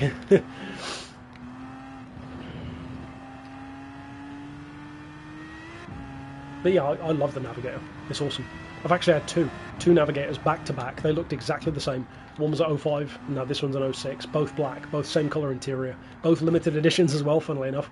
And yeah, for what they are, they're so cheap. Because most people in the UK who buy an SUV, or a 4x4 as we call them, they buy Range Rovers. And I've never really been a Range Rover fan. I don't see the point of having a car that big when it's only got 5 seats for a start. It's kind of like Hummers, it's sort of stupid. As much as a Hummer is definitely on my bucket list, I'd love a Hummer H2 at some point. But yeah, I just don't really like Range Rovers much. Whereas the Navigator, I already like Lincoln, loved the Navigator in Need for Speed, and yeah, the prices, they're not bad. The first one I bought was $7,000, which is like half the price of the equivalent Range Rover for a car that's in better condition, has more seats, bigger engine, better sound, just across the board. And the one I've got now was only a little bit more than that. It was 8.5 for a car that's done way less mileage than a Range Rover would have done in that time. And I even get better fuel economy out of it. 3 bikes as well. SP2, TLS, and a 916. Ooh, very nice. I didn't really clock the ones that I read out then, aside from the 916, because I was just focused on the Ducati. But you being clearly a Ducati guy, you will probably you'll definitely be familiar. You might also enjoy one of my absolute favourite bikes ever, the birth of which was because of playing Ducati World Racing as a kid on PS1. And I might get one because they're not too crazy on price. I love the 748. The Ducati 748, pretty much identical to yours, just as you know, just yellow. Specifically, I'd really like the SP with the white on the pillion. Tiny bit more power, but just enough, like 100 horses. That's enough for me. But stunning looking bike, and just all about the cornering, all about the handling. Yeah, probably my favourite Ducati. It would be either between that, I think, or a Divel Carbon, first gen. Because I just love the idea of like a big fat cruiser Ducati that looks kind of like the Batman tumbler with a big fat rear tyre on the back. I like that. But I think of the two, if I had the choice, I'd probably choose a 748. It's just such a beautiful bike. Although from what I've heard, you might be able to answer this actually, having a 916, because I'd imagine that it's mostly the same, ergonomically speaking, like seat and steering brake and everything. I've been told they're a bit small. Like they're a bit, like for a taller rider, it's quite a compact bike. I guess you can answer that, but I guess I'm saying that though, but right. Yeah, speaking of which, although if I fit on a little Benelli 125, surely I should fit on a Ducati 748, I would have thought, but you never know. And I missed some of your message, but I think someone said that your dream car was a Toyota 86. I think the 86 really is going to be one of those, unfortunately, very few modern JDM kind of cars where young people can actually afford to get one. Because back in the day, it wasn't that crazy of an idea for a young person to think, like, I want to get a Silvia at some point, or I'd really love an S2000, or an RX-7 or an RX-8. Like, for a good long while, they weren't crazy. And now they're just ridiculous. Like, the cheapest JDM stuff you can buy tends to be, what, like a Toyota Crown or something, or like a, I don't know, a MX-5 maybe, you know, stuff that isn't really even full-on JDM. And I feel like the 86 might keep that alive, because I think prices are going to be pretty good. I have heard that they have some issues with their little boxer engines, but yeah. Oh, okay, I should be fine then. Yeah, I'm 6'3", so yeah, I should be okay on a 748. But it also depends, because what kind of tall are you? Because most people who are tall tend to be tall in the leg and lanky, whereas for me, I'm a bit taller in the body. Which I guess technically should be a good thing for changing gear. Because one of the issues I had when I rode this Benelli the other day for the first time, it's an issue which I didn't even see coming, and I was really disappointed because I thought I was going to have to get rid of the bike, but I couldn't change down properly. But it was because I had ankle boots on, which just had no flex, and I couldn't get any feeling for changing back. I since put on just some DC skate shoes instead, and totally fine now. Totally fine. Although it is still weird having the gear change on the right side of the bike because of it being a classic, which is fun. Apparently some of them had, I don't know if it was the 125 or a different model, but some of them had the clutch on the opposite side as well. Right-hand clutch and right-hand gears, which is odd. The celiac. That's like, they should have called it that. Yeah, the Celica. Yeah. Well, yes and no. I would say yes. They called it the 86 more so because it was the successor to the A86, like the initial D Sprinter Truno or the Corolla 11. But yeah, in a modern sense, I would say it's probably closer to being like what the Celica ended up being, because the last Celica was so different to what the earlier ones were. You know, front-wheel drive, for example, totally different looks, no rally connection at all, unlike the ones which came before it. And yeah, I'd say the 86 it has more in common, at least, with the Celica than it does with the old Corollas and stuff. But I'm glad to see that Toyota's branching out. You know, Toyota's doing like performance cars again, because there was a good long while where they just had such boring cars. They were doing nothing interesting really, and now they've got the MR2s coming back. They want to bring the Celica back, the Supra's back. Say what you will about that. I think it's cool. The Yaris, pardon me, GR, the Corolla GR. It's all cool stuff. I think it's all really good. Really good. I could see the new MR2 being like a little hybrid thing. I can't remember if they've confirmed that or not, but I think the one I'm actually most curious to see how it turns out is the Celica. Because I feel like a lot of people were really excited for the Honda Prelude to come back, and now a lot of those people seem really disappointed because it's kind of, it looks a bit like a cheap coupe rather than a stylish striking one like it used to be. Yeah, I think on the point of the Supra, the only issue I ever had with the Supra from day one, literally, wasn't the engine. Too young, don't know what you mean. And hi, Nick. The issue I always had with the Supra is that I felt like they missed an opportunity to make it a GTR rival, because the Supra and the Skyline rivalry was always so legendary, and if you compare it now, the new Supra is nothing like a Nissan GTR. The GTR is like a supercar, and the Supra just isn't. It's a sports car. And it's quick, you know, but it just ain't a supercar. And I think that because, especially for those of us who played Gran Turismo, because the FT1 concept was such a cool looking performance car, that would have been like in my opinion, a proper Supra, like a supercar level Supra. And it would have been more expensive, maybe. But yeah, I don't know. And I think they are, yeah, on that point. Like the new GR GT is essentially that instead, which maybe that's why they did it. I'm guessing essentially what I'm saying is I wanted the new Supra to be an LFA, a Lexus LFA level machine, because the LFA and the GTR are, I guess, closer than the Supra and the GTR. aside from one costing $1 million and the other costing like 60 grand or 30 grand used, but you know what I mean. Whereas to me, I almost think the new Supra feels more like what I'd expect from a Celica. Just maybe the Celica would have had like all-wheel drive instead. So I'm very curious to see what they do with the Celica. But yeah, we'll see, I guess. I hope it's four-wheel drive or all-wheel drive. I think it's a matter of time before a lot of these other names get resurrected. I think we're going to have a new Mitsubishi Evo at some point. I actually suggested years ago. I think I tagged Mitsubishi in it, and they liked it on Twitter years and years ago, probably over a decade ago. Calling it the Mitsubishi Revolution instead of an Evo 11, and I could totally see the Evo. I've said this before, but coming back as a hybrid, I could see it having like a little. Hi James.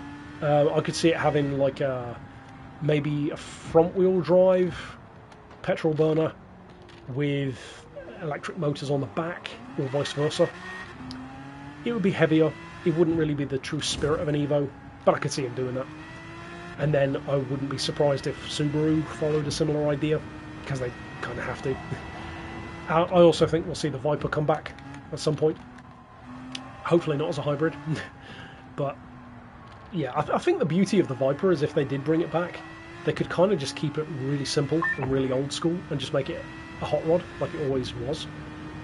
And it would still work. You could kind of re-release the Viper now, and I think it would probably sell again. Kind of like you could with a Corvette. Although the Corvette's kind of trying to be more of a supercar now with the mid-engine and everything. I think I'm going to have a snack the next time I pit in. A little Cadbury's cream egg. Don't mind if I do. Yeah, exactly. An analog. Although there's definitely a trend more so in the world of supercars, because low volume production is easier to get around the laws and all that, where people clearly want analog back. I mean, look at these ridiculous Restomod prices that people are paying. Like that Restomod Ferrari F355, or the TWR Supercat, or the recreation of the Mercedes 190 Evo. Just stupid, like 700, 800, 900 grand for a 200-300 horsepower car back in the day. Just stupid money, but it's because people have that combination of nostalgia and they miss the analog, like you said. And I think some people are doing this already, but I think it's a matter of time before we start seeing that a lot more for bikes. Like if you imagine re-releasing, I don't know, a 1985 Suzuki Gixxer, like a Gixxer 750, the legendary one with the twin headlights. I think people would probably like that. If you were to recreate a 1950s Harley, people would definitely buy that. And I know some bikes are kind of leaning into that. I think Indian is, but I think it's a matter of time before we see more Restomods happening. Which is funny because it's something I've been saying for years. For years I was saying I don't understand why manufacturers don't make cars that are new underneath that just look old. You could get them around safety tests. You could have plastic bumpers instead of chrome that still look kind of the same. You can fit airbags. You can have modern interiors, but just make it look like a classier, older car. But do it properly. Don't do what Chrysler did with the PT Cruiser and all that. Do it properly. Make like a new Mustang platform, but make it look like an old 1950s Ford Woody wagon kind of thing. Nice. I'm guessing you mean that's a Honda Fireblade then. I don't think I've seen that one. Yeah, I don't think I've seen that. But yeah, nostalgia has a lot of pulling power when it comes to making money. Even if you look at movies now, how many good new ideas are there really? It's remake this, sequel to that, redux this, and they're never as good. Which is funny because in the past, remakes were better. Compare my favourite movie, The Thing, from '82, to the 1958 original. I think it was 58. No, I'm thinking of The Blob, I think. Whatever year it was. It's definitely better. Compare The Blob, 88, to The Blob, 58. It's definitely better. But nowadays, recreations and remakes just... I don't know. They just aren't. They ain't that. That ain't it, Chief. Not anymore.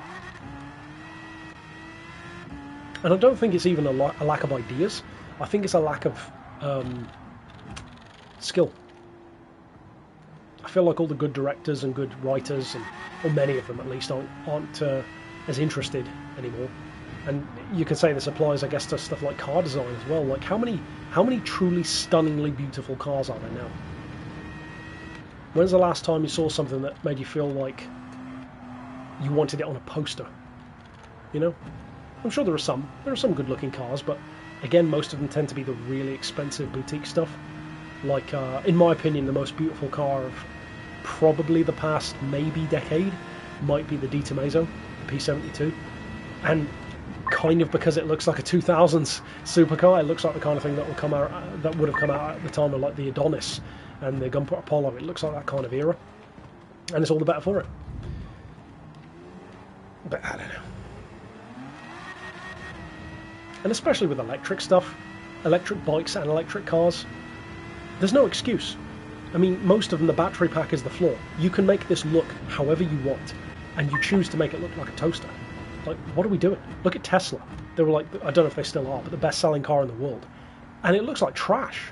It looks like an egg. It looks like a box.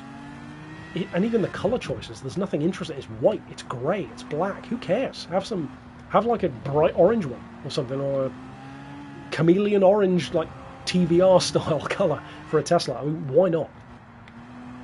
Again, there's no reason why a Tesla has to look like that. You could, I mean, clearly Tesla, for example, doesn't care about aerodynamics because they made the Cybertruck.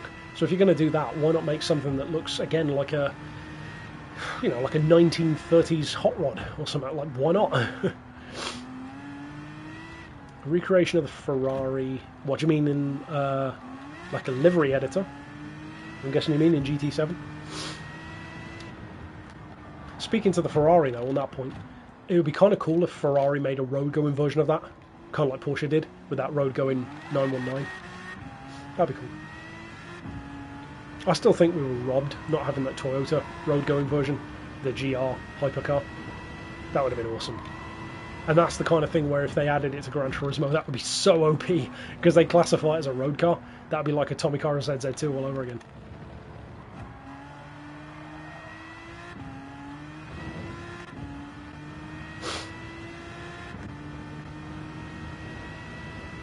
But yeah, I'm not sure what I'm going to do with bikes now, because I'm really enjoying the little one that I've got. But obviously, as any biker knows, once you get a little one, you want a bigger one, and then one isn't enough. And then the problem with bikes is that because they're not as expensive as cars generally, and they take up nowhere near the space, you can collect a lot more of them, and then that becomes more of an issue.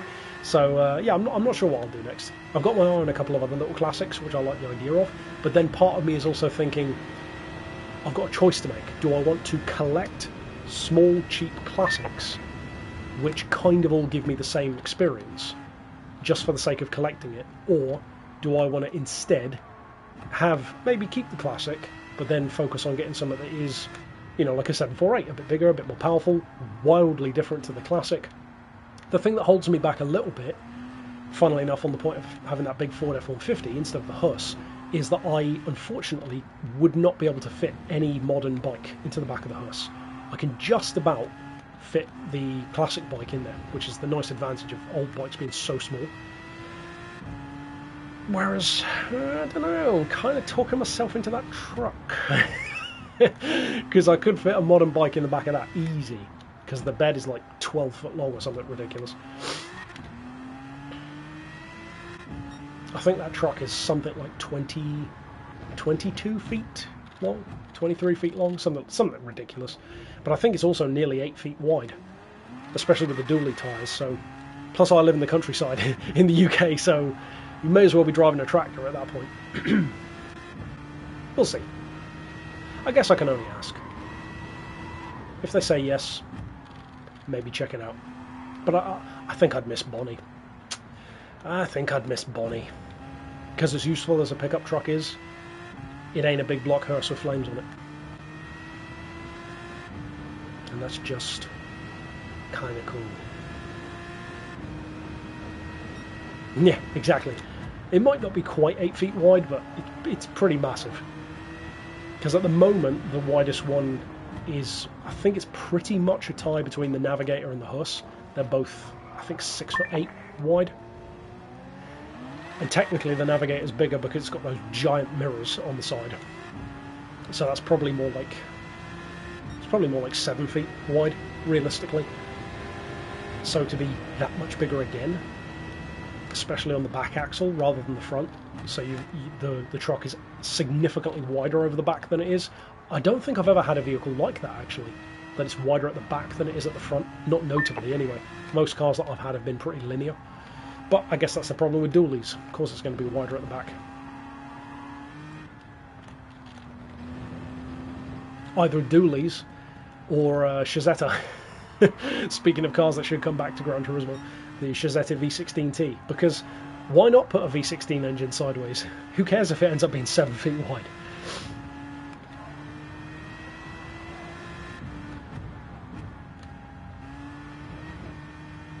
Nice bike going past then. Sounded like a Harley or something to that effect. If I do go for a newer bike, it would definitely come down to between a very select few. Something like a Brutale, MV Agusta Brutale, a Ducati 748 if I go sport bike. There are a couple of others which I do like. I really, really love the KTM RC8. I think that's a stunning looking thing. But I hear mixed things about the reliability on them. And what was the other one? There was another sport bike which I really like. I love Bimotas, but it's not like I'll be getting a Bimota anytime soon because they're ridiculously expensive. Most USA cars have mirrors of tilt. Yeah, it depends on the age, but yeah, that's more of a modern thing. But the funny thing is, and for a Yank, this will probably come across as pretty funny to you, given the jokes that Brits make, especially like the Top Gear guys. For the amount of jokes that Brits make about Yank cars, we take so much inspiration from them. Just look at the British car scene of the 1960s, the old Ford Consols and Anglias. They all had the little fins on the back and the chrome and little light lip covers, and clearly American inspired, just scaled down. And then these days, stuff like that. The Navigator, here's a fun fact that most people don't know, the Lincoln Navigator was, to my knowledge, the first vehicle, the first like luxury SUV at least, to have power side steps that come out when you open the door. Now, most of them have it. You know, Range Rovers all have it, but that was 20 years ago. So once again, you have the Range Rover copying the Lincoln, which did it first. You have 60s car scene in Britain, many cars at least inspired, if not copying American stuff like the fins and all that. But yeah. And yeah, it does look like a kid designed it. It looks, to me, I put the KTM RC8 in exactly the same category as the BMW i8. And that is that, in my opinion, it's one of those vehicles where you could release that today and it would still look brand new. In fact, it would still look futuristic. Because the RC8, there's something about it that just, it doesn't really look like it has an age. It doesn't look like it's from the 2000s. It doesn't look like it's from the 2010s. It looks like it's from a time that hasn't happened yet. And to me, the Beamer looks like that as well. The i8 is such a futuristic looking car, even now. And I think that's just really cool. But yeah, the RC8 is a very cool machine, and you don't see too many of them around either. It would definitely have to be black and orange if I were to have one of those. Gotta be orange. Can't have a KTM in anything other than orange.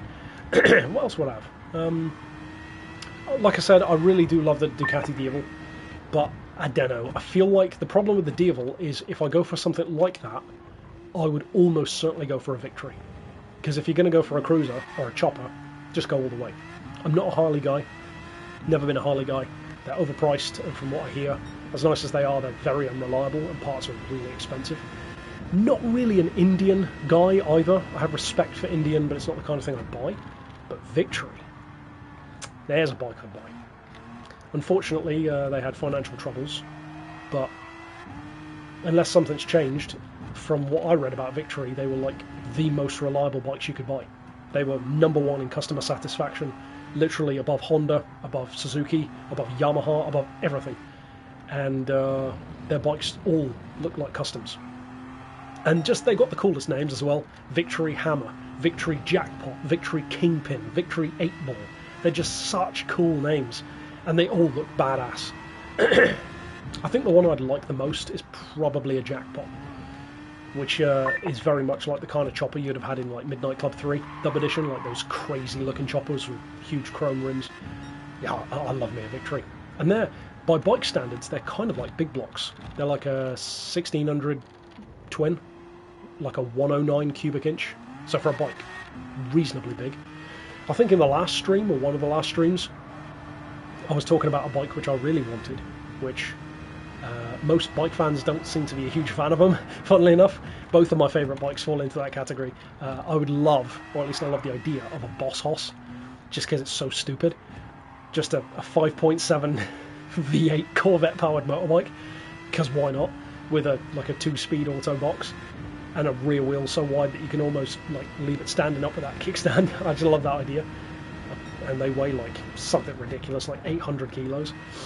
But yeah, I don't know, I feel like that might be a bit too big, whereas a Victory, that's a nice size, nice size bike. They've only got like 80 horsepower or something like that, but it's a cruiser, so who cares. And my absolute dream,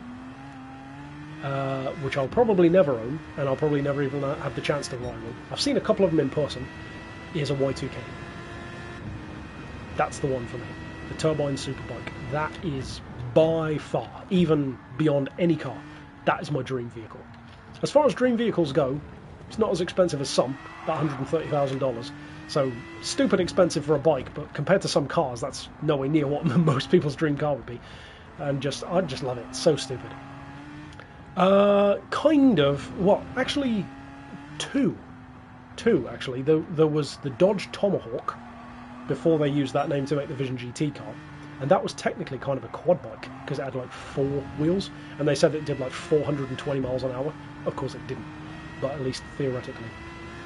But there is a guy, Alan Milliard, definitely worth checking out his channel if you enjoy engineering, because boy is he a hell of an engineer.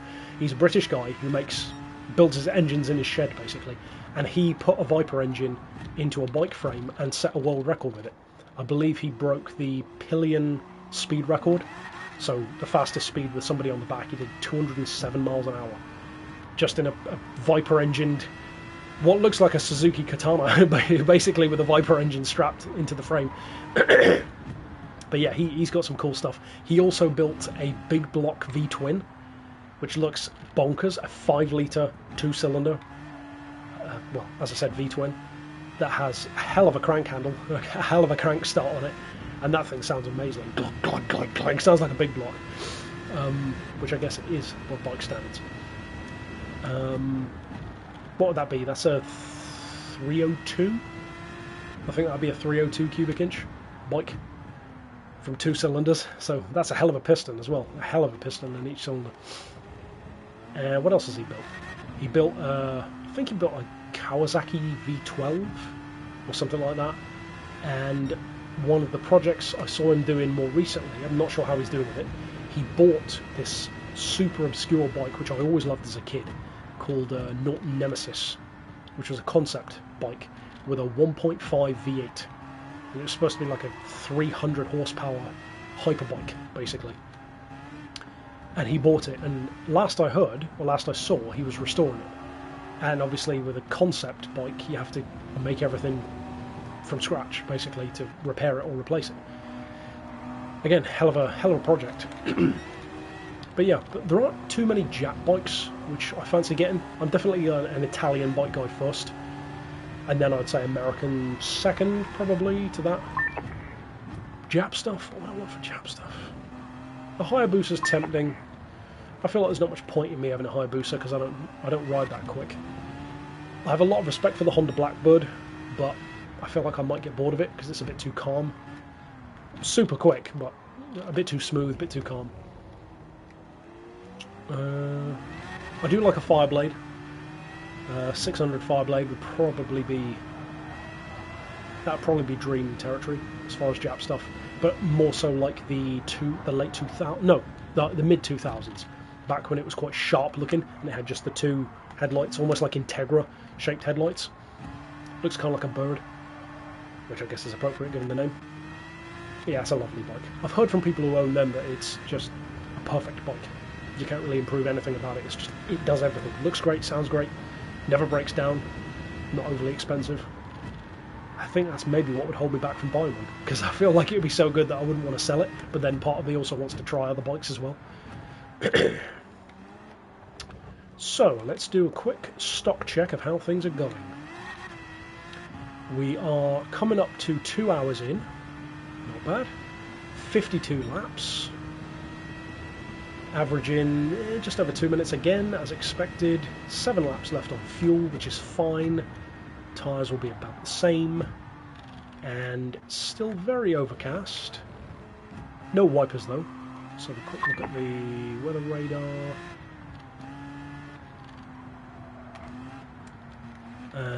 I think, yeah, so I've lapped everyone.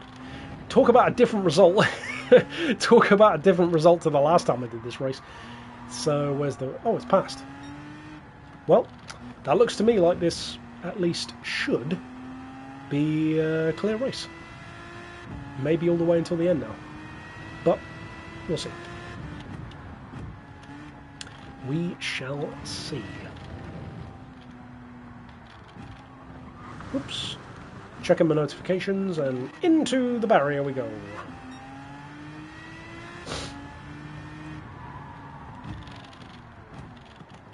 But yeah, the only issue I've got at the moment on my little Benelli is the speedo isn't working. I think it needs a new, well, it does need a new speedo cable, because when I took the speedo off yesterday, it doesn't even have a cable going to the back of it, so no wonder the speedo wasn't working. And so for the moment, I haven't actually taken it out and tested this yet, but I want to try. I've got a magnetic phone holder, and for the moment I want to try using one of those, you know, just the GPS speedo app, which I've used in the past for classic cars to see how accurate their speedos are as well. That should work fine for now. But yeah, at the moment I'm just, each time I ride it I'm going a little bit further, get my confidence back, and, you know, getting to learn the bike a bit more. I haven't had it to top speed yet, like I said, because on paper it should do 55, 56 mile an hour. I don't know if it will do that with me on there, not so much because of weight, but probably aerodynamics, because I'm like, I take up more space than the bike does, so I'm probably like an air brake on the top of the bike, so I don't know if I'd get 56 out of it. Maybe 50, I'll be happy with 50. I think I've had it to about 40, like I said, so far, but it's hard to tell with that speedo. Feels like you're going quicker than you actually are, especially on an old bike. And yeah, just go a little bit further, then get some footage of it, do a Beards and Bikes review. First Beards and Bikes review in 6 years, kind of. I've done e-bikes but not motorbikes. And yeah, I was thinking actually of doing a new channel for that, just a Beards and Bikes channel. I don't know.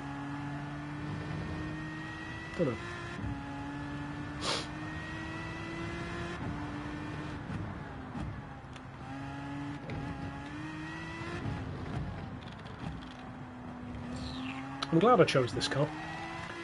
Like I said at the start, it's a car I chose because it was less obvious and doesn't get as much love. But as it turns out, I'm sure there are quicker options, of course, but it's not bad, considering that the point level limit is 800. This is 775, so it's not even close to that. And yet, it destroys the AI. That reminds me, actually, near enough 2 hours ago, I had a train of thought that I lost, which was that I wish, now that they've added the option of choosing your own car, like this, it feels to me like the AI might be on the lowest setting, like the easy setting. I don't know, maybe that's wrong, but if that is true, I think it would have been nice, and given that they've updated this, they could always do this in future.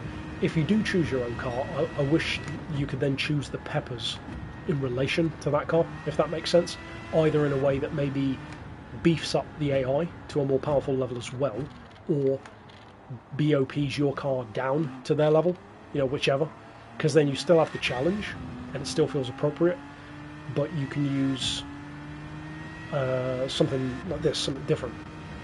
I think the problem they might run into if they do take the BOP approach is if you use a road car, because if you apply BOP to a road car, it's going to have wildly different results. Let's say, for example, in this race I tried using a Bugatti Chiron. Well, I'm probably going to lose just because of the fuel, but how would balancer performance even approach a car like that? Because what are you going to do? You're going to add more weight to it? That's not fair. but then are you going to restrict the power? Well, then the weight's high, so that's also not fair. So you're going to have to drop the weight and the power somehow at the same time. So I think maybe just having the AI simply beefed up might be the better way of doing that. So in this instance, for example, I've got a 800 horsepower Aston, so give the AI cars with similar power, which in Group 3 shouldn't be too hard, given that basically any car, you slap the high range turbo on it, job done. They've all got the same power level, which is, I'm sure, by design they wanted that. But I don't know, we'll see. I'm glad that they added this. It's definitely an improvement. And it's got to be an interesting change for people who have never played the Power Pack. Maybe people who are going to download it for the first time. Like a mate of mine, Ryan. He runs the Discord for this channel. He's going to be playing the Power Pack for the first time when he downloads it. And now he's going to be going into it with the option of using your own car. Which obviously many of us who played this initially, we never had that choice. You drive one of the 3 that they give you and that's it. So it completely changes the experience. Probably changes the payout as well, I would imagine. But wildly different experience.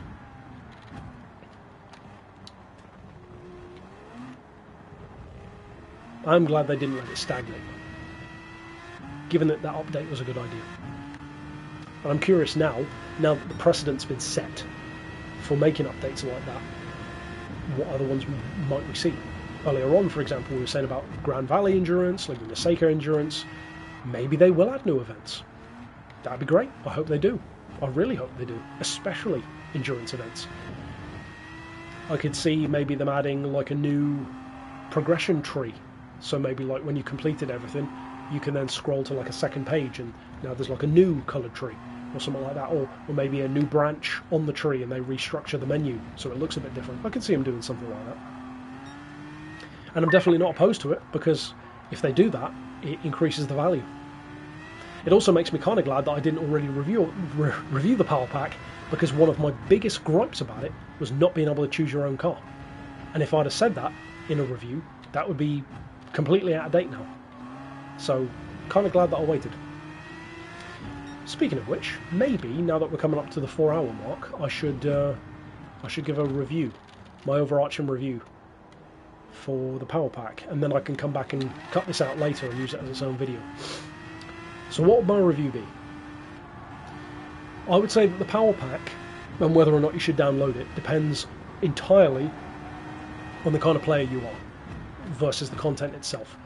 With stuff like monthly updates, you can assess the update based on the quality of what's in the pack versus what kind of player you are. So a car is kind of objectively useful or not.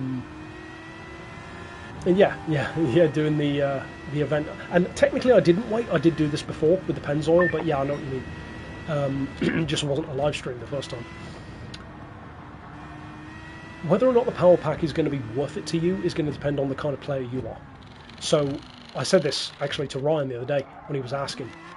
The kind of player who loves racing first and is maybe less of a collector or doesn't care quite as much about owning all the cars, painting cars, tuning cars, you just enjoy racing and winning and a challenge, that's the kind of person I think who is going to get the most at the Power Pack and who isn't going to regret buying it. If you're the kind of person who approaches the Power Pack looking for new content in more of a monthly update kind of way but bigger, you're not going to get that, because it's focused more so on almost like an extension of sport mode in a funny kind of way, just with in effect Sophie AI replacing the real players in sport mode. Again, you'll have to decide if that sounds like it's your kind of thing.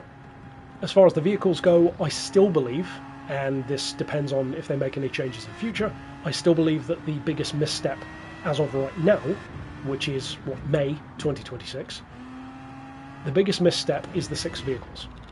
I don't think having 6 exclusive cars is a bad idea. I actually think it's a really good idea. It increases the value of the pack. The bad idea was the choice of 6. So I think in every single case, it could have been either done better or done differently in a way that would have made a more useful or more interesting vehicle. Prime example, the Beetle. you can already make a pretty good off-road version of a Beetle. So we don't need an off-road Beetle that just essentially has no windows. That's the only fundamental visual difference really between the two. Likewise for how the Porsche feels. The Porsche's fun, but it doesn't even have all-wheel drive. So if you're going to do that, make it feel genuinely different. On the other hand, imagine if instead of the Beetle, imagine if it were a modern-shaped Beetle, like the Group 3 car, but a Group B. So like an actual modern rally Beetle, like a rallycross Beetle, a GRC Beetle, like a Tanner Faust kind of thing. I think that would have been a cooler choice, and it would have been a genuine exclusive car, because no Beetle in the game it has that kind of vibe.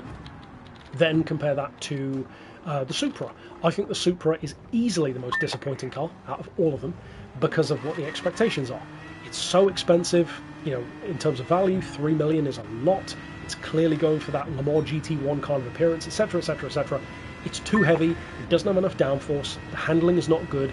It's just a really underwhelming car, and you can literally build a better incarnation of a Le Mans racing Supra by just using my special project for a normal Supra. I built the red and white GT1 Supra style, and it's just a better car than the Supra that's in the power pack. So what should they have done instead? Make it the actual Supra GT1 car, or make it something that's, I don't know, in that kind of vein, but a bit different. Something that's, I don't know, the same car but with more downforce and lighter even. I would have taken that. Then you got the Skyline. The Skyline is a fictional race car for no real good reason. I mean, it's clearly inspired by a legendary Skyline race car. Add the Skyline race car then. I mean, it's legendary for a reason, you know, racing at Fuji and all that kind of stuff. Just make it that actual car instead. Sure, you'd have to maybe pay a bit more for licensing and little sponsors and stuff, but, you know, if you're going to do it properly. What other ones are there? The Toyota 86. I don't get the 86. I don't get what the point of the car is. It sure as hell ain't a drifter, because it can't drift. And as a race car, it feels like a wasted opportunity, because there's nothing about that car which inherently feels like it should be a Group 4 baby race car kind of thing.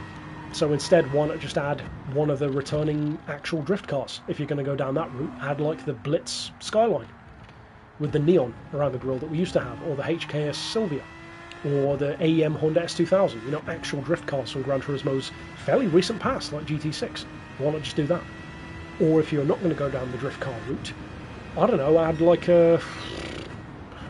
some different variation of an 86 which goes more into the JDM culture side of things. Maybe like an exclusive engine swap that you can't do in the normal game, and exclusive visuals that feel more extreme. Maybe even like a Bosuzoku kind of 86, you know, with a crazy, insane silhouette body kit. You know, something that's more interesting, that feels like, even if it isn't good, it's at least different, like the SEMA show car one. So to me, the biggest misstep of the power pack is definitely the cars. Wildly bad vehicles compared to what they could have been. Each of them individually you can say good things about, and I've reviewed all of them, but overall, they're just not really that much of a reward. The events themselves, I would say, some of them looking back are a little repetitive, but the structure I would say is pretty good overall. I would have personally liked to have seen more integration with stuff like classic racing, but more specifically, you know, like classic muscle cars, maybe a bit more of that. It seemed very Group 3, Group 4 and JDM heavy, at least from thinking back in my mind. Definitely get more endurance races in there, because there's 4 basically, and this is one of them. You've got 6 hours, 8 hours and 2 24s. I mean, you're kind of missing a lot of opportunities there. We said earlier on, Laguna Seca, Grand Valley, those throwback events. But you could also do stuff like a 12-hour endurance. Imagine, for example, if, and you know that this would have added crazy value to the power pack, imagine if there was an exclusive circuit. Imagine if it was Sebring, or something like that, with a legit 12 hours of Sebring. I think whoever didn't buy the pack probably would now, if that were in there. But even if not that, even if, you know, something else. The point is, I think that the pack is, as it stands, especially now with this update of using your own cars and adding weekly challenges to get a bit more cash out of it, it's a definite improvement, and I would say it definitely improves my chances of recommending it to people, but it still, at the end of the day, really does come down to what you want from the experience. If what you want is cool new cars, throwback nostalgic events, or really interesting, almost driving mission style stuff, you're not really going to get that. if you want, if you're desperate for more races to complete, more endurance races, and definitely more of a challenge from the AI and that kind of stuff, then it's for you.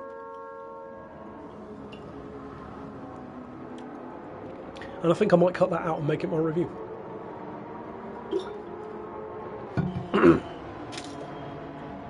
Can't buy your cream egg.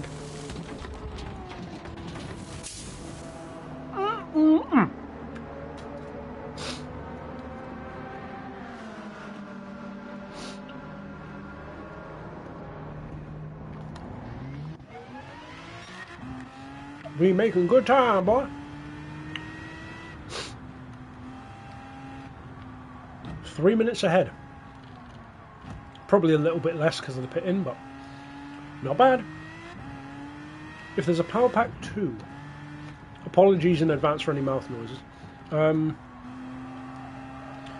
mean, I would, yeah. But that answer is a double-edged sword, because on the one hand, I would buy it because this is what I do, you know, for the channel. I would not buy it if I didn't make content. I don't think. But even then, it would depend on if it seems just like another layer of this, or if it was something more like what I said. So if they did another one but it had an exclusive circuit, or cars that felt more special, you know, like actual exclusive cars in a truer sense, then I would. Yeah, then I would. But if it feels like this again, let's say it was like a, I don't know, like a Challenger touring car, and I don't know, a off-road Celica, something, some variation, then that just smacks of the same kind of lazy additions. And I think part of the reason what annoys me even more with the choice of cars in particular is because one of the more recent updates, we had that Camaro added, like the racing Camaro, which isn't really a racing Camaro, it's more like a SEMA show car. That feels 100% like a power pack car. That feels like exactly the kind of car that was probably made, or at least definitely could have been made, with the intention of it being a prize car in the power pack, and then kind of smacks of them changing their mind and using it as an update car instead. It really gives me that sort of vibe. Could be wrong, probably am, but very, very much so. Gives me that sort of vibe. Green egg!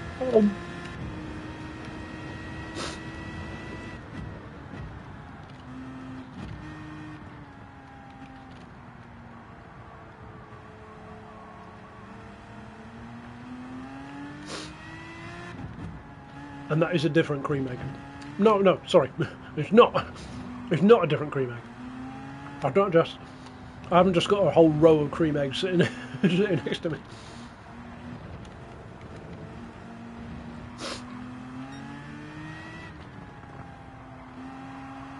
I was thinking earlier on, I really want to just get a whole box of cream eggs, put it in a blender, and put it in with like a carton of chocolate milk, and just make instant heart attack smoothie.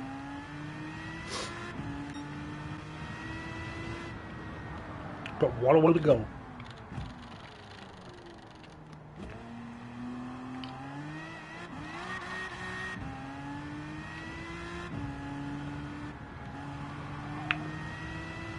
Once a fatty, always a fatty.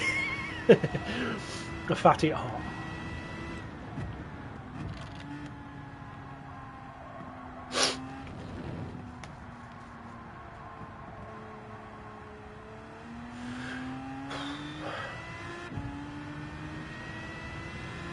Warm. Don't really want to turn the fan on though, in case it's too loud in the microphone.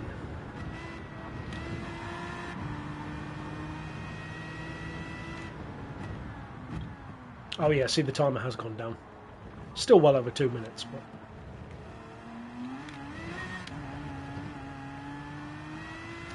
Chevy El Camino. I actually did a video on that point.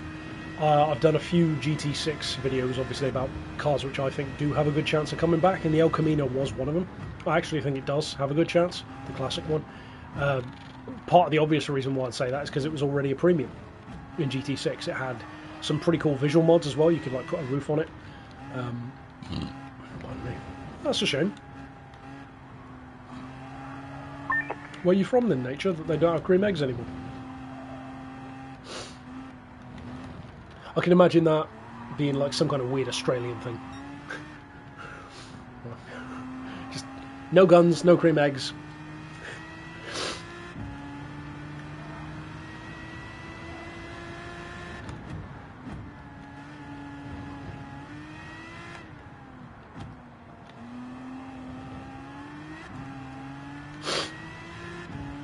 Definitely get my daily mileage in today, that's for sure. And funnily enough, I kind of made a joke about this and it ended up being true. Oh, Poland, interesting. Oh. So, do they not have Cadbury at all over there, or is it just cream eggs is one of the things that they don't do? I said that it would be kind of funny if, for the weekly challenges for the Power Pack, technically, there's no reason why you couldn't use a 24-hour race as one of those. I mean, it's not too far off.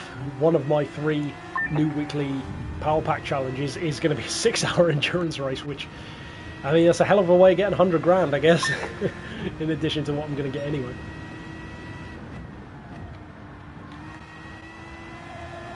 So we're killing quite a few birds with one stone, actually, with this. Get the final 3 stars, should get at least 3 million credits, if not a little bonus on top. We'll have to see. My daily mileage and one of the weekly challenge Power Pack races complete as well. Not bad, not bad, not bad, not bad. I was surprised that the most recent video that I put out, and this is partially why I started talking to ChatGPT about the channel. The last video that I put out on the channel, many of you probably didn't even see it. I thought it was going to do really well. But I guess because not as many people play the Power Pack, and also just the algorithm not showing as many people. But I made a video on how to really easily complete all 3 weekly challenges in the Power Pack within half an hour. Do you have Cadbury? Oh, interesting. Okay, so it's like a limited selection. Makes sense, I guess.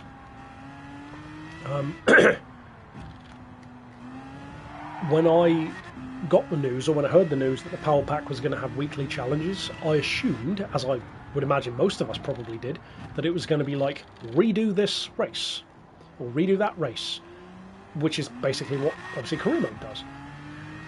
The fact that it's ended up being the fact that it's ended up being just pick a race and do it, makes it pretty easy, because all you have to do is the Daytona Speedway 3 times and you're done, which is why I put out that video the other day. And it just so happened that one of the vehicles, or the first vehicle in fact, that I chose to give it a try is probably one of the best choices, the Group 4 Veyron with the motor swap. It's got 1,000 horsepower, 1,700 kilos, the handling's way better than the road version, and it just destroys the AI so easily. You can do the whole race in like 8 minutes. You don't even need to qualify, obviously you don't need to do the practice. You do 230 mile an hour, 39-second laps the whole time, like 10 seconds a lap quicker than them. It's just easy. And I don't think that's the spirit of what they were going for, so I could maybe see them adjusting something about that in future, maybe making it specific events. But at least for now, it's a really easy cash cow, because you get, what, 100 grand, 200 grand, and then 6-star roulette ticket, is it? Something like that, or 200 grand, 500 grand, I can't remember, whichever way around it is. And the 6-star car alone is usually worth, what, at least $1 million, typically, if it's like a VGT car. Funnily enough, the one that I won, again, this is at the end of the video, but the one that I won was the Nismo R34, the car that I made a rant about, which I immediately sold for like 1.5 million or something, because I've already got 2 of them, don't need another one. And the only reason why I got 2 of them is because of special projects.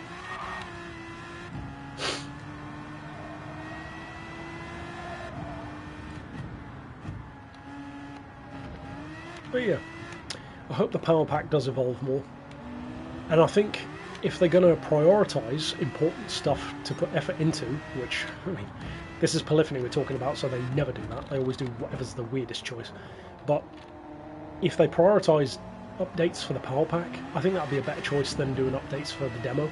because I never really understood the idea of updating my first Gran Turismo, which Kaz has said he'd like to do that. I don't get why you would do it, because, well, for one thing, it's a demo, and Iger GTI 4 minutes. Oh, that's great. I haven't checked out that one. So what is that? I can't remember what the entry requirements were. Is that like Volkswagen only or something? If you use the IDR, yeah, that sounds great. 4 minutes, and again, gives you the chance to use a car that people just half the time forgets even in the game, which is such a shame. The IDR is awesome. But yeah, that's a cool idea. I'll have to give that one a try as well. But yeah, I thought that video would do better than it has already. But it's pretty pitiful, which is a shame. And I think the biggest shame, and this is very like, ooh, woe is me, but the biggest shame about how the YouTube algorithm works now versus back when I started is it means that I don't enjoy creating as much as I used to. I feel like I have to prioritise whatever's going to do well, which, you know, duh, but it almost makes me feel like if I were a car manufacturer, that I have to be trying to be like Toyota or Honda. I just want to be Spiker, man. I just want to sit here and carve out my own little niche, and you just can't really do that anymore. Any Euro car. Oh, cool, cool. Well then, good choice. Picking the IDR, because you can. Yeah, cool. The IDR is crazy. It really puts into perspective just how ridiculously capable the IDR is, because it's essentially like a real-life Vision GT car, but it just actually is that quick in real life around the track. And I just think that's pretty awesome, especially when, if you think of it this way, the IDR actually is not that powerful. If you look at how powerful that is compared to now, what EVs are already like, that thing barely has the power of a Hyundai Ioniq. Like a literal hot hatch has the same power as that, like 670 horses. And yet the performance on the Volkswagen is insane. Partially because they managed to make it so light, which obviously gave them, if I recall correctly, issues with getting a full lap of the Nürburgring because the battery would run out so quick. But yeah, very, very cool car.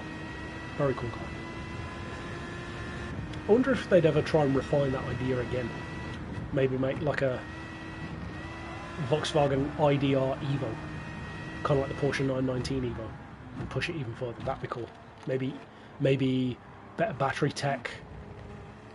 A bit more power, perhaps. That'd be fun. Even crazier aero. Kind of missed that car in Forza now, actually, as well.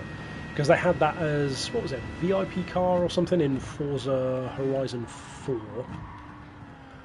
And it's not in there anymore.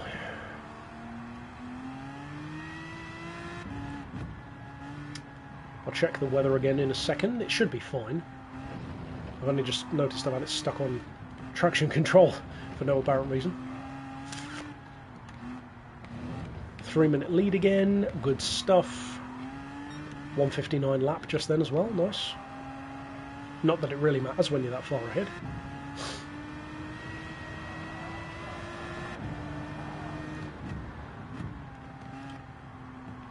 $14 laps of fuel. Good, good, good. Let's check. Yeah, weather's fine. Nothing to worry about there. Not for a good long while. I would imagine I probably should be fine for weather for at least... probably at least another hour and a half, 2 hours, if not more. Which is fine by me. Rain's fun, but I don't always need it. Didn't we have rain in the Nürburgring? I think. I can't remember now. It had night time, obviously, which was interesting. I can't remember if we had rain or not now. I want to say we did. I think. I don't know.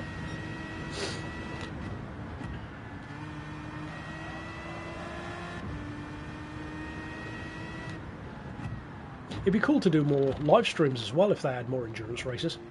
That'd be a lot of fun. Whoops. Because, you know, such as it is, I don't know when the next endurance stream would be. Once I've done this, because that's completed then. And obviously I could just create my own and populate the grid with my own cars and kind of create a fictional little Le Mans kind of event or something like that, and that could be fun. But realistically, knowing me, I'm a bit of a procrastinator, and I don't know how often I'll really do something like that, but we could. And that's definitely one of those things which would be, pardon me, more fun if you could get some real players to join a lobby and do that as well. That would be fun. That'd be really fun if I created it as a public lobby, and just whatever the first people to join are in the race. Obviously there's a risk there, because you might get some people who don't have a clue what it is and will just quit, or you'll have some people that will just be there to rage bait. It's always a risk. I think you can do an invite lobby though, can't you, if I remember right? We'll see. We'll see. It's definitely an idea for the future though. Could be a cool way of revisiting those old memories, actually. Imagine that, if we did like Laguna Seca endurance with like LM race cars kind of thing, like an old Gran Turismo 3 kind of throwback, or a Grand Valley with prototypes, something like that. You could even do a pretty cool Formula 1 style endurance. That'd be interesting. That could be quite fun. It would actually give the Formula cars more use than they get at the moment, that's for sure. It seems like they love the Super Formula cars, but the other ones don't get anywhere near as much love.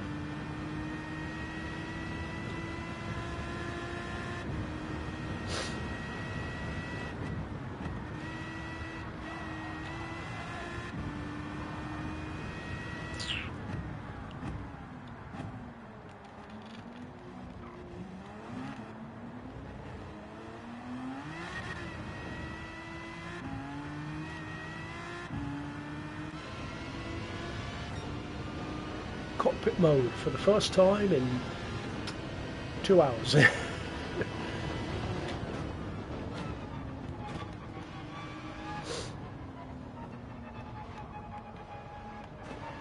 Is it just me that is a little bit annoyed by the fact that the driver's view seems like he's looking like that? Like it feels like he's looking upwards a little, just a little bit too much. Like I'd rather he was facing down a little bit. Yes, that's what I'm thinking would probably be a better way of doing it. Because it's also got to be people who are available for the whole race, who aren't going to have to go like, oh, I'll have to leave now, 10 minutes in. So yeah, but it could definitely be done, for sure. If I really wanted to show myself up, I can invite like other YouTube creators who do GT content to enter. Not that any of them probably would be interested in racing with me, because I'm not exactly, I don't know, employee of the month. When it comes to Gran Turismo content, I'm kind of known as being the, I don't know, the Gran Turismo hater maybe? I don't know. Whatever they view me as. Who cares? But if they did join, I'm well aware that I'm one of the most mediocre drivers when it comes to content creators, because most of them take that esport, eSim kind of route, and the whole shtick is that they're fast. Who knew? Motorsport, be the best. And what a crazy thing. Whereas for me, I've always said, I'm nowhere near the fastest of drivers. I know I'm not. I'm almost like the content creator for the 90%, not for the 10%. I'm more like the creator for the little guys. Tune setups to make people quicker, and content talking about cars in a way that isn't just for the absolute best people. That's fine by me. I like that little niche. Especially when most of the other creators are significantly quicker and, you know, do more racing at that level. But, yeah, you never know. You never know.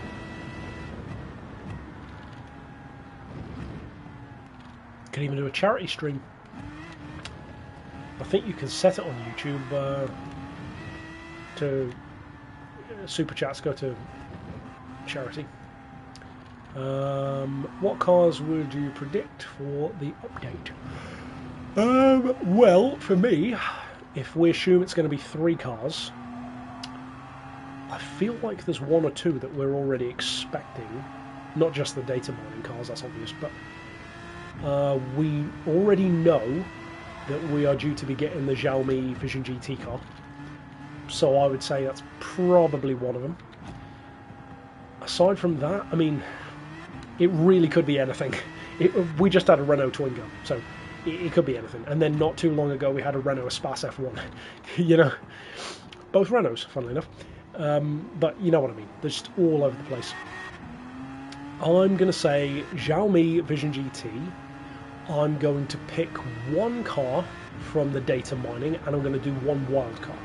So my data mine pick is going to be... We've just had a Porsche, so I don't think they'd go Porsche again.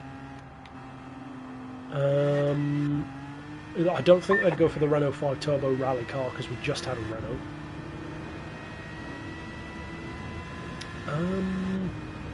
I could see it maybe being... I feel like I always fall back on this one, but maybe the BMW M5. The V10 E60 M5. I could see that being one. It's one of the top tier fan favourites, one of the cars from the data mining which stands out a lot, because most of the other fan favourites have always come back, like the LFA and Evo 9. Oh yeah, well, I appreciate that. And part of you saying that I'm a little bit niche in terms of all the different content is by design, actually, because I've said this before, but literally the only other automotive YouTuber that I watch is Jay Leno, and he is my only inspiration, and even then in a very, very vague sense, in as much as that exact thing. He's all over the place. He does whatever he basically feels like doing. It's all cars, it's all bikes, but it's kind of totally random. New, old, race cars, road cars, concept cars, customs, and that just, to me, that's what I want to be in real life and in gaming. To go back to the cars, so yeah, I'll say Xiaomi Vision GT, I'll say BMW M5, and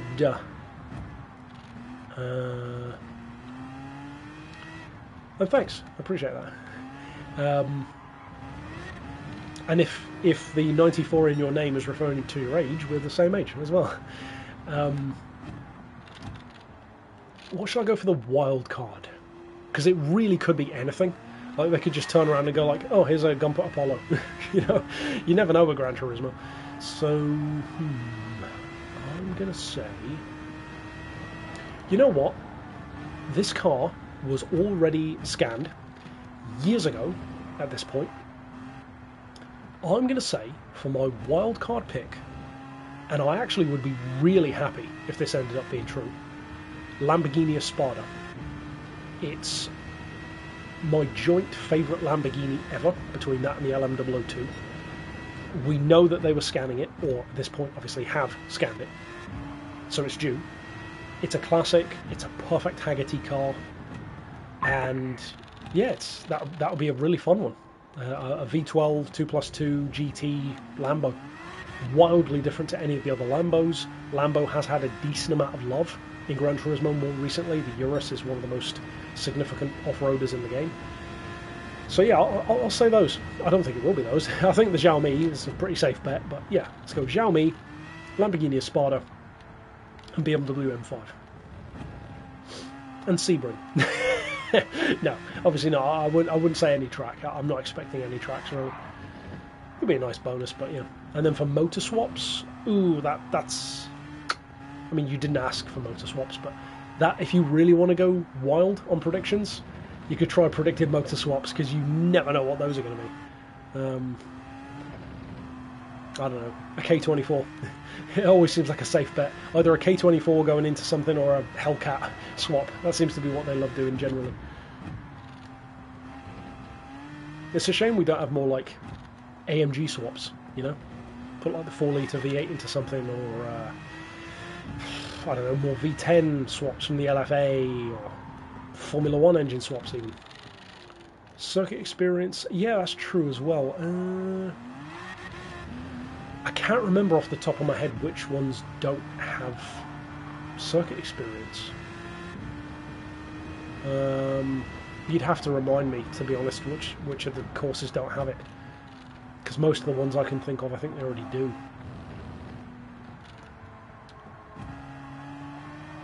Yeah, I can't remember.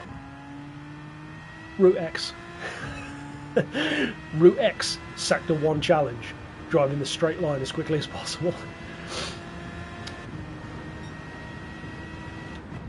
Although that would be quite a fun throwback to the Slipstream challenge in GT4.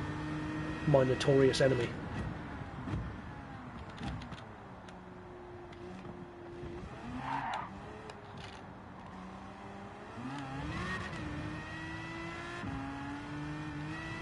Yeah, exactly. And you know that you have to have that one that's the yellow one that's way out ahead of everything else for no apparent reason. Yeah, proper throwback. And then win a Jay Leno tank car for it. That's the only reason why I tried so hard back then to do that, because I wanted the Jay Leno tank car so bad. Little did I know it's, you know, one of the most useless cars in the game, but still one of the coolest. And although I say it's useless, if I remember right, I did use that to win the American All-Stars Series in Gran Turismo 6, just for the fun of it. Ah, nice. That's cool. Yeah, I'd love to try more with mods, but because I don't game on PC, I think it's a bit more limited for me. Like, I'd love to play the Test Drive Unlimited Platinum mod with like 1,000 cars or whatever it is. I'd really love to play that, but same problem.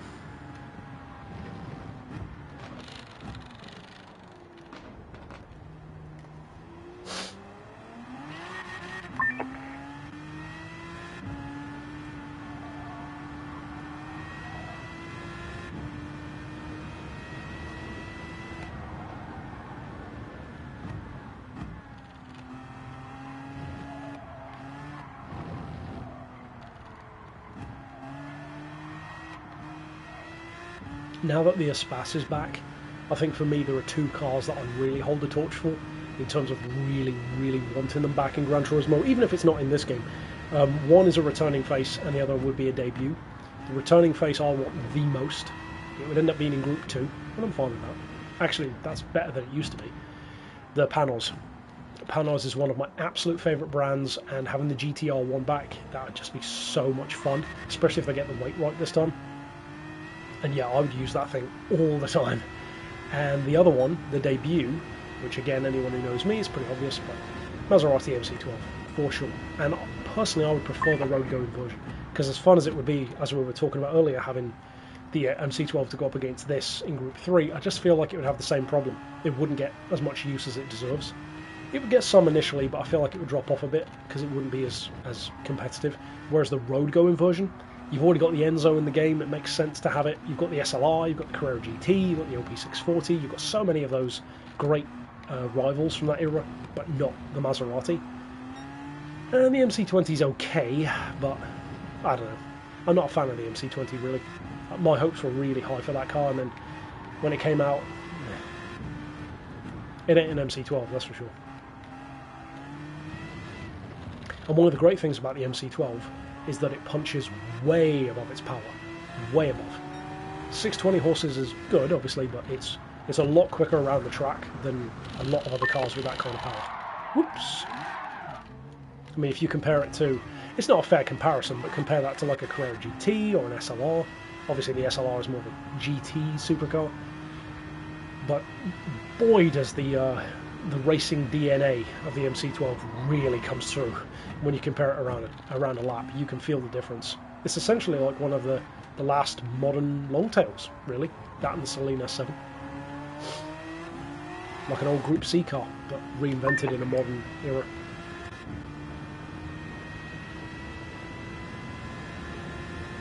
And also one of the very few favourite cars of mine that I'm yet to see in person. Never seen an MC12, even at Goodwood.